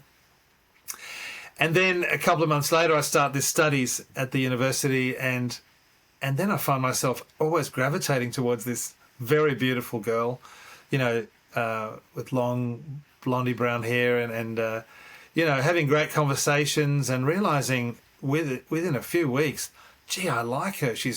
We had lots of good conversations about values and about faith and about life, and I thought this is, but I've given myself a year to not go out with anybody. But then I thought to myself, hold on, my discernment is to sort of see what the Lord wants for my life, and maybe this is the answer. So, but she had a boyfriend, and so I said to her one day, after about a month of studying together and meeting a lot, I said to her, you know, if you weren't going out with Pat, you know, I'd ask you out, just so you know. I kind of knew that she wasn't overly enamoured with him, and she kind of was on again, off again. So I didn't really expect anything to eventuate immediately, but actually within a few days she'd broken up with Pat. And so I invited her out. We went out for a date. Well, actually, before I went out for the date, it was a dinner. Her parents invited me to her house for dinner. So we were going to go out on a Friday night, and then I got invited to dinner on the Wednesday preceding that Friday, which I thought, oh, this is interesting. So I went to this dinner, and it was a midweek dinner. I thought, oh, they're not probably just, you know, casual or whatever. Anyway, it was a big roast. It was a big roast, and all of her 5 brothers and sisters were there, and it was quite a big deal. And I realised, oh, I think she might like me. You know, there's something going on here. Anyway, so perhaps I've been mentioned to her family previous to now. So we went out for the date on the Friday, and I had written her a poem and got her, you know, some flowers, and started to really declare myself to her. And, you know, we started to date from that night, and it didn't take very long before we were talking about marriage and everything like that. But then she got one time I went down to Phillip Island, which is holiday. Her family had a holiday house down there, and I spent a few days with her family. But I didn't know she had serious asthma and had a bit of a history with lung collapse and things like that. But during this time that I was there, she was taken to hospital with a serious asthma attack and ended up having to be helicoptered back to Melbourne in a very serious moment. Like her mum and I, both in our separate cars, raced 10 minutes from the house to the hospital, local hospital at the beach place, and they were waiting in the helicopter for her to go. You know, it was really. But her mum said, "I don't want you to go until I've said goodbye." So we raced there, and then woof, it was gone. You know, and I thought, "Whoa, what's all this?" And so there was no point staying there because she was gone. So we drove back, and I'm driving in 2 hours back to the hospital in Melbourne, thinking she could die here. You know, this is really serious. And it was then that I thought, I can't imagine her not in my life anymore, you know. And that was only 2 months after starting to date. So that led one thing to the other, and you know, we were really moving towards marriage quite rapidly. But I did have this question in the back of my mind of priestly vocation, and there's a whole story there. But essentially, there was a few bumps in the track, and finally I did a couple of retreats, and in the end I did an Ignatian retreat, and it purified me of a lot of things, and it became very clear my vocation is not to be a priest, but to be married, and specifically to Annie. And so we got engaged at the end of that year, which was 1991. That was the year I won the premiership, so it was a special year in lots of ways. And then we were married 12 months later. So, but during our honeymoon, the one we went to in France, I might backtrack a little bit. So in that trip I first went to in France, I had this incredible, it was basically a 6-week holiday. I was traveling around Europe, but the Lord took me on a pilgrimage into the Sacred Heart of Jesus. And from the very beginning, the first day in Paris, I met the Emmanuel Community, which was through a priest friend. He said to me, why don't you meet the Emmanuel Community? So I had some contacts there, and I met the founder of the Emmanuel Community, Pierre Gossard, who died only a few months later, significant leaders of the community. And everywhere I went, there was this people giving testimony of the heart of Jesus. And my experience of faith, and my dad's faith had been very significant for me, but there were strands of Jansenism in it, and I was very strict and very dour at times, and but there were, because of the context of my discovery of faith, it was a serious business, because it was life and death, and probably at that stage I lacked a little bit of joy and song and things like that, and so my experience of the Emmanuel Community brought together a number of the key elements that I knew were essential aspects of faith life and the lives of the saints, and importance of Mary, and the real genuine love for the magisterium of the church and the Eucharist and things like that. But meeting the Emmanuel Community, I discovered the joy of the Holy Spirit and praise and evangelization and community living and being together and so on. So all of these elements were kind of united in a way that I'd never seen before, and it was something magnificent. And when I was in France, in the middle of France, in Paris-le-Monial, which is the town of the Sacred Heart of Jesus, where Jesus appeared to St. Margaret Mary, 350 years ago. When I was there, I was invited by a priest to go down there, and I hadn't intended to go there, but I went there. And while I was there, it was the actual anniversary, the 300th anniversary of the death of St. Margaret Mary. So this was October 1990. And there was a big play there, and I'd studied a lot of theatre during my humanities degree, and I love theatre. And there was a big play about the life of St. Margaret Mary and the apparition of Jesus to St. Margaret Mary and so on. And while I was there, the priest introduced me to another friend, and we were walking along the town, and while we passed the convent of the Visitation, we were invited to, this van pulled up, and there was another priest and a workman in the van. They knew the priest, they knew the seminarian I was with as we were walking past the convent. And basically they said, can you give us some help? We need to get the picture of St. Margaret Mary from the convent to put in the basilica. This was circumstance. So we said, of course, knocked on the door, and the Mother Superior, remember this is a visitation convent, so cloistered sisters, cloistered nuns, and she allowed us to go to get the big picture. It was already pre-planned. But while we were in there, we got to go in the room of St. Margaret Mary, and that room is no longer lived in by any sisters. They had the Blessed Sacrament exposed in there, lots of flowers, and we had a chance to pray. And during this 1 minute or so of prayer, it wasn't very long, there was I just experienced a kind of plunging into the heart of Jesus. There's no way around that, saying what that is. And we prayed for this minute, and then we went out, we got the picture and put it away. But something happened. And I knew, and over the years something even at the time, I knew this was extraordinary grace. And probably what I came to discover over time was that the Holy Spirit works in and through the person. In other words, Jesus, the heart of Jesus, is actually the human heart of God. And that means that the incarnation actually, God was a human being. Like, one of us in the human race is God. Like, it just blew my mind, and it just transformed my whole way of thinking. And I came to also discover, because I had this sort of negative view of the human person, just kind of Jansenist streak, that, it's not as if God, the Holy Spirit, works around us or despite us. He actually works in and through us, even our faults at times and so on. And so that was a big, long-time conversion that kind of got kicked off.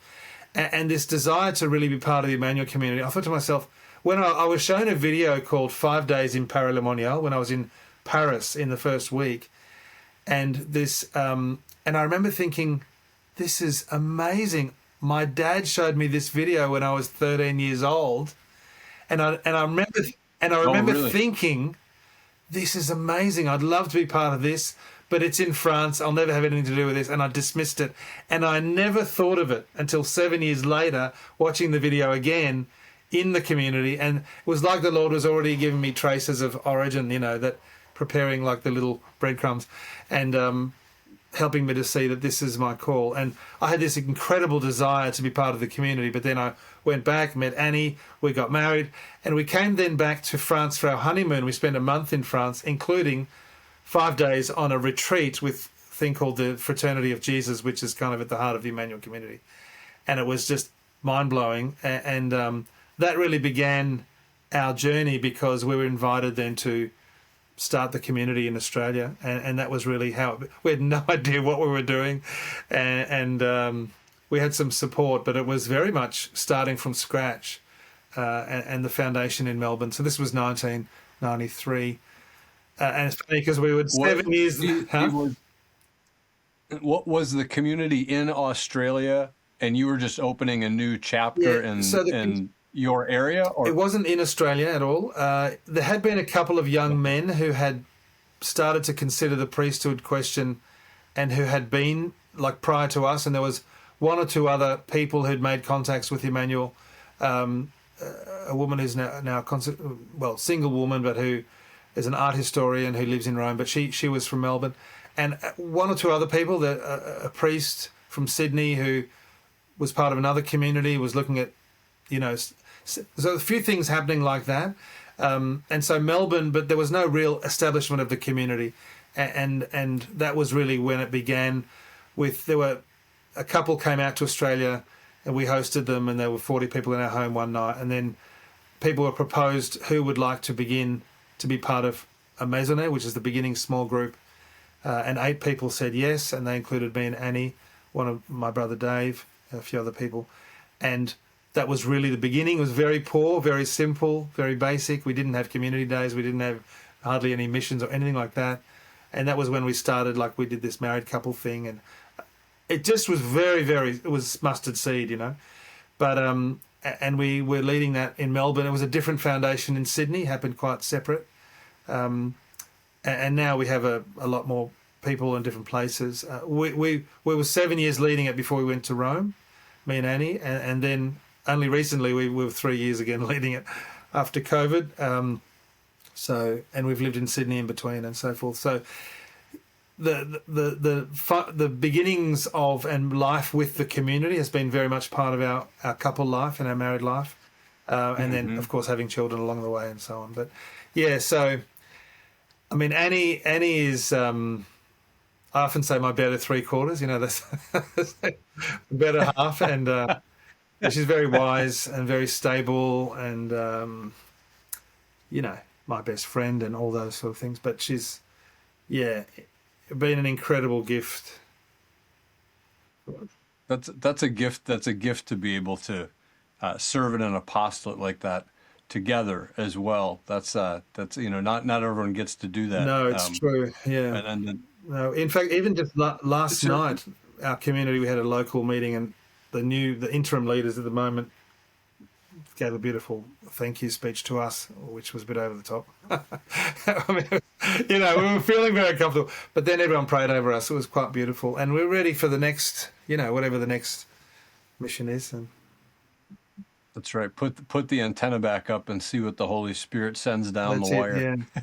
So there's always something. Steve, you mentioned Cardinal Pell. You dedicate the book to him. Talk about him in the book, and you said did you first meet him in Rome when you were on that 6-week? No, I already knew him by then, which was why I was able to meet up with him. It was earlier that year, so this is 1990. So my two of my brothers and I started a kind of prayer group ministry in our parish, which initially went for one night, ended up being 3 nights a week. It was really really full on. And it was the year that I wasn't studying, so I was a bit freer. And basically we ran this ministry in the year. It started with a play that I put on, a medieval mystery play, and we gathered up different people who wants to be in it. Very casual, very ad hoc. It wasn't brilliant or anything like that. But people said, and after the 3 weeks, they said, well, we want to keep doing something. So we sort of said, okay, let's make a prayer group and so on. So that was, and then there was this walk for Mary. There was a pilgrimage walk in the city from the Anglican cathedral to the Catholic cathedral, and a mass at the Catholic Cathedral and prayers at the.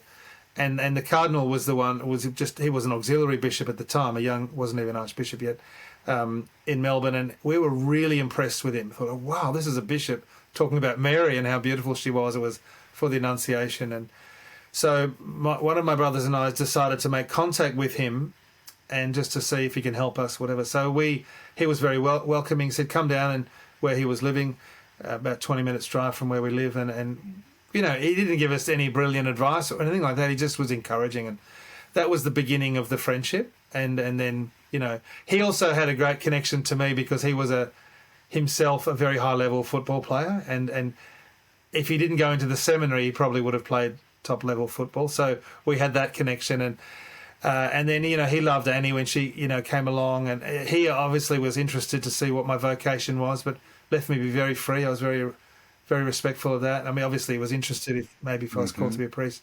That wasn't the case. He was always very, you know, he celebrated our wedding. He's baptised some of our kids. Came over for dinner many times. We went to him with many times. When we saw him in Rome, or even right at the end, I mentioned this in my dedication. No, because each of the kids have their own relationship to him as well, and he's such fun. Like he would always be teasing, or like conversation with him was absolutely a delight. You know, he would always be interested. It was interesting. He would talk about reading or books. He would always expand your horizon with different reading.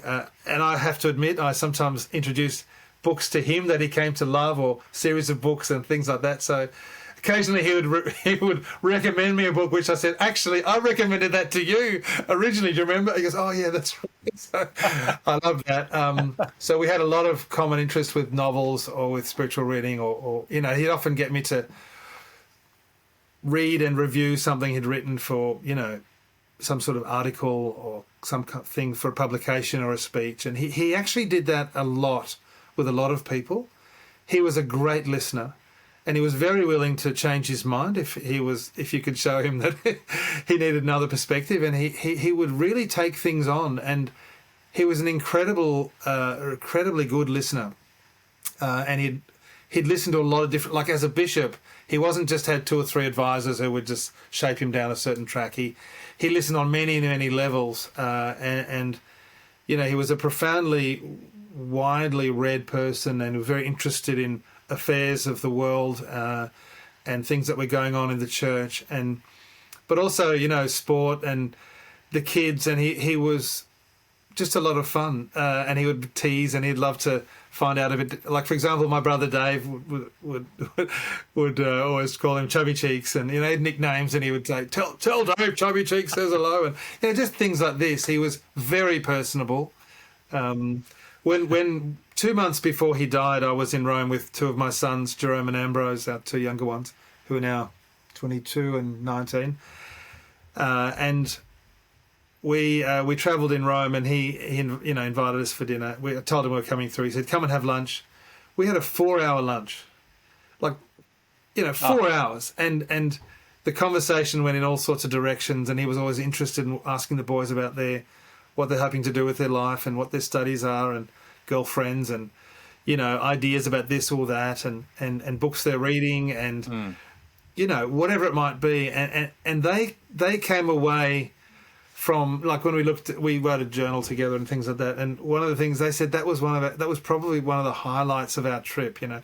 So a 3-week trip to Europe, right? We went to Paris and everywhere, and you know, swimming on Lake Como and whatever, and, you know, they're talking about lunch with a 79-year-old priest, you know. That's right. That's it.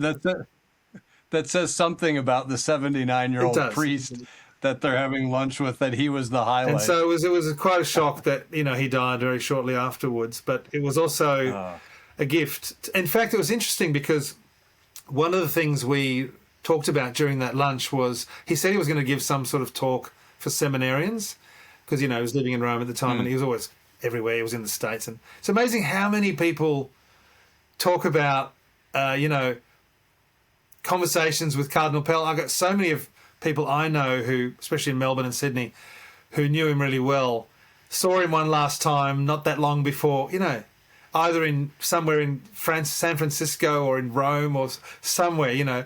And I was going to say,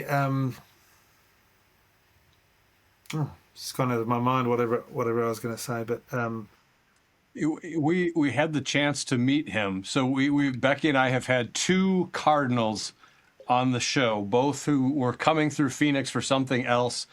The diocese managed to strong arm them into sitting down with these two goofballs and having a conversation on the podcast. So Cardinal Arinze and then Cardinal Pell, and both just first of all, it's kind of a stunning thing to find yourself in the presence of one of these men who you know by reputation and the beautiful work that they've done in the church in their whole lives, et cetera. But your description of Cardinal Pell was very much our experience, and we were talking to him about his prison journals that he wrote while he was in prison.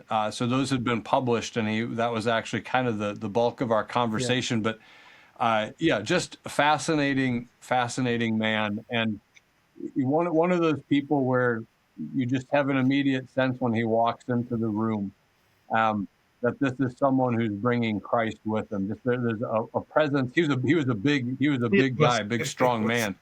But his presence was even bigger than that. It was kind of a beautiful thing. I had the opportunity to visit him in prison, and it was an extraordinary experience because I didn't really know what to expect, and I'd written to him as well, but he received thousands of letters, and he wrote back to everyone who wrote to him from inside the prison. He obviously couldn't write to everyone who write back to him because he only had so many hours and only 404 days in the prison. But when I was in June, it was in June of the year that he was there, and I was nervous. What was it going to be like and all that? And, I went through all the security checks, and I was told to wait in a room, which felt like just a little refectory. It wasn't, there was no bars or anything, although the security checks leading in were pretty super. And then I was waiting there, and he came in, and he's wearing his green onesie, his prison, garb. And he goes, "Stevie," it was like, and immediately everything was like he was sitting in the lounge room and we were just chatting. It was really like that. And that's remarkable. And we just had a federal election here. He was interested to ask about this and that and the other thing. And he wasn't able he very rarely got to have Holy Communion. They wouldn't even let him have Mass, things like that. So it was pretty difficult. But what was most striking about it all, apart from the fact that it was very normal, was how completely without bitterness he was. It was an extraordinary testimony to me. Like, this was heroic virtue of forgiveness. Absolutely. It was stunning. And I thought, I'd never had any doubts about him, with all the accusations. And I knew him with my kids, never felt any weirdness from him or any kind of, you can sometimes feel someone's a bit strange. They got some sort of weird thing going on. I had total trust with him with my kids, and he loved them, and he just was warm and he was friendly and he was fun and he was good to them, always interested in them. And there was never anything. But when I met him in prison, I thought, just from this, I'm certain he's not guilty. I knew he wasn't, but it was like extra new. And that was the most remarkable thing about him. And so many people commented on that. It was really stunning. Oh yeah, I remember now the last thing I was going to say. When I was with him, and he was going to do a seminar, speak to seminarians. I told him had he read anything of Father Robert Spitzer's work on near-death experiences. I don't know if you're familiar with. I'm sure you're familiar with Father Robert Spitzer, and he's written so much. Yeah. He talks about near-death experiences and refers to them as being evidence for the resurrection.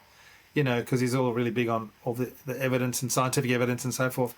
And there's a lot of stuff in his works, his quartet, about, studies that have been done and data relating to near-death experiences, people who've died and who've, had all these, out-of-body experiences and so on. And he said, "Oh, look, I'd be very interested to talk about that," because he was talking about the resurrection. And so I said, I'll write to you and send you there's a kind of an appendix which is about 30 pages which summarizes all of this work. It's really, really interesting and I'm sure you'd be interested to read it. And so he said to do that. So I wrote to him an email afterwards, and I sent him, photocopies or, photographs of all these pages. And he wrote back a sort of small paragraph, but it was a beautiful one because it was the last thing he ever wrote or said to me, and it was, "Hello, Grandad," because I was recently a granddad. He goes, "Hello, Grandad, great to see you. So encouraging and uplifting to meet the boys," and so forth. "Thank you so much for the bits of material. Really helpful, and God bless and see you soon." And that was it. And it was interesting that our last interaction was really about the resurrection. It was about the resurrection. Yeah. And I felt very honoured to have that, to actually give him something, because he given. Like, I worked for him in youth ministry. I worked for him in university chaplaincy. I worked for him, like in Sydney. I worked for him in the World Youth Day as one of the directors of the World Youth Day. So he was actually my boss and direct report, as well as a close friend, over decades, And often when we were living in Rome in the School of Mission, he would come through and we'd get him to speak to the students, and they knew him, and a number of them just loved him, so yes, he's been a very big figure in my life, literally a giant man in every way possible, in every sense. I'm immensely grateful to have had him in my life in that way. Yeah. Well, Steve, we're at 2 hours here, which is kind of what I asked of your generous donation of time, and I know that I'm asking your family for the same donation, but maybe by way of just kind of closing out. Okay. What I was going to ask you was maybe to say about the book, The Tiny Book for Giant Men. You talked about kind of what led you to write it, your approach in writing it. Who would be sort of your intended readership if you could get it in the hands of the folks that you would most wish to read it, and what would kind of be what you would hope that they would take away from it? Good question. Yeah. Not an easy one. What I've found is I've actually given the book to a lot of young men. I find it's probably. I mean, I have a number of men who are even grandfathers or middle-aged men, or for dads, and it speaks to brothers, it speaks to fathers, it speaks to priests, and sometimes I expand my readership when I say, I'm speaking to Jerome, and Ambrose. They're my three sons, but I also deliberately speak it out beyond that, and but I would say that probably in terms of the bigger impact, it may be younger men who might be able to sort of have it, and like it's the sort of thing you don't just read like a novel. You read a bit and then you think about it and you read another bit. But I suppose I would say possibly young men in their 20s. It's probably the age I would most want men to be reading it at, probably because it can have a bigger impact for their whole, future. I also find it's hard for me to say that because I don't want to exclude older men than that, but it's for men who want to know that they're really deeply, deeply loved by God, which of course is every man. And often we, Mm-hmm. I mean, I feel I have been incredibly blessed, not only with Cardinal Pell, but my dad, for example, who, I always felt very, very loved and very, like, he would often make me feel like I was a better man than him, and a very humble man and very warm. I felt a lot of warmth and a lot of affirmation.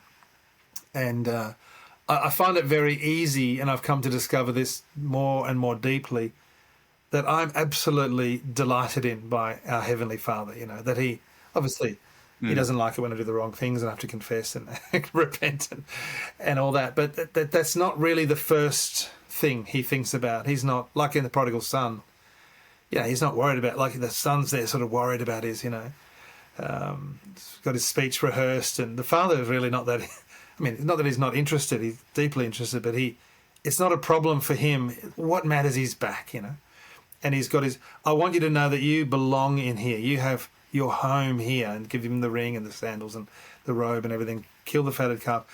That's what matters. You are my son. You're not a servant. You don't have an attitude of slavery. Have a son attitude. That I've given you the whole of heaven, the whole Holy Spirit. Eternity is yours. The treasures of heaven. and I delight in you, and I communicate. I want you to know that that's, and I really feel that. Like, I actually really feel that, and I think I try to live that in the way I communicate to my sons, and also people I know. You know, obviously that's also the delight with which I would want my girls to feel. I think they do know that. They do know that, and to feel that they are not only beautiful but glorious and cherished and delighted in. You know, and I try and remind myself to live that with Annie as well every day, to not only to serve her but also to cherish her, that she feels cherished, not just does stuff that I don't do stuff for her, but that she's right. And I think this is, if we can do that, we will solve half the world's problems in 1 minute. 1 minute, you know. So, because I think so many things become sort of grow out of that, whereas conversely, the lack of that becomes, you know, we're searching for something, the wrong things to fill that desire. And so I guess, I mean, anybody who wants to be able to receive that, discover that love more fully, would be who I would be writing for. And where can people find the book? So it's available on Amazon in the United States, and in other countries on Amazon. In Australia, also Perusia Media, locally here. And so those are the ways in which you can buy it. And are there other places that folks can track you down? So find what you're doing and get involved.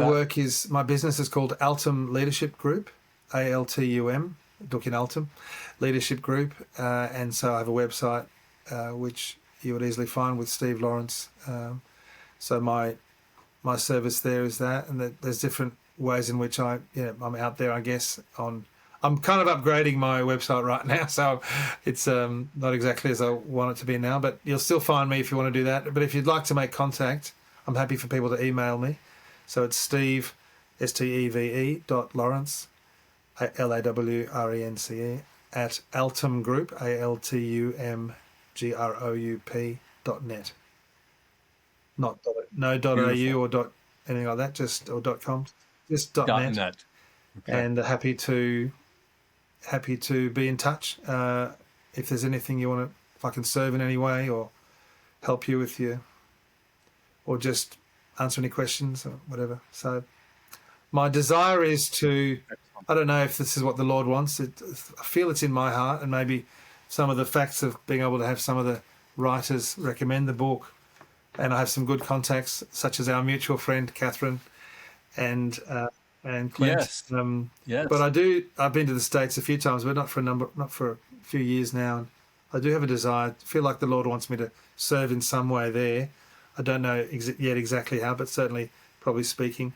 And I've had some other contacts asking about some strategic planning with new communities. I've done a lot of work with new communities and inside organisations with, looking forward. So anything like that, or just to visit and have a nice cup of tea, whatever. We need to find a way to get you out to Phoenix. Not in Phoenix summer though. That's nobody's idea of a good time. Okay. Well, this is most of Arizona's desert, right? And most of Australia's desert too. Yeah. So we have that in common. I suppose, you'd feel right at home. Yeah, I mean, our cities are not the desert, but you don't have to go too far before you're in the desert. 2/3 of the country's desert. Yeah, we just don't have an ocean. We have the desert part down, but we don't have an ocean for you. So that's our real drawback. Yeah. Well, Steve, I so much appreciate your time. It's been just such an enjoyable conversation. I appreciate the book. This is definitely one that will get in the hands of our 2 college-age sons and our 12-year-old when the time comes as well. So I appreciate that you put pen to paper on this. And like I said, allowed the rest of us to look over your shoulder as you were writing to your boys. Pleasure. We'll have to catch up down the road at some point. I'd love that. Please send my love to Becky. I will do it. And again, my regards and also my gratitude to Annie for loaning you out here on Wednesday morning for you. Yeah. You're in the future. We're living in the past here in Arizona. Great. It's always a pleasure to talk to you, Steve. Thanks very much.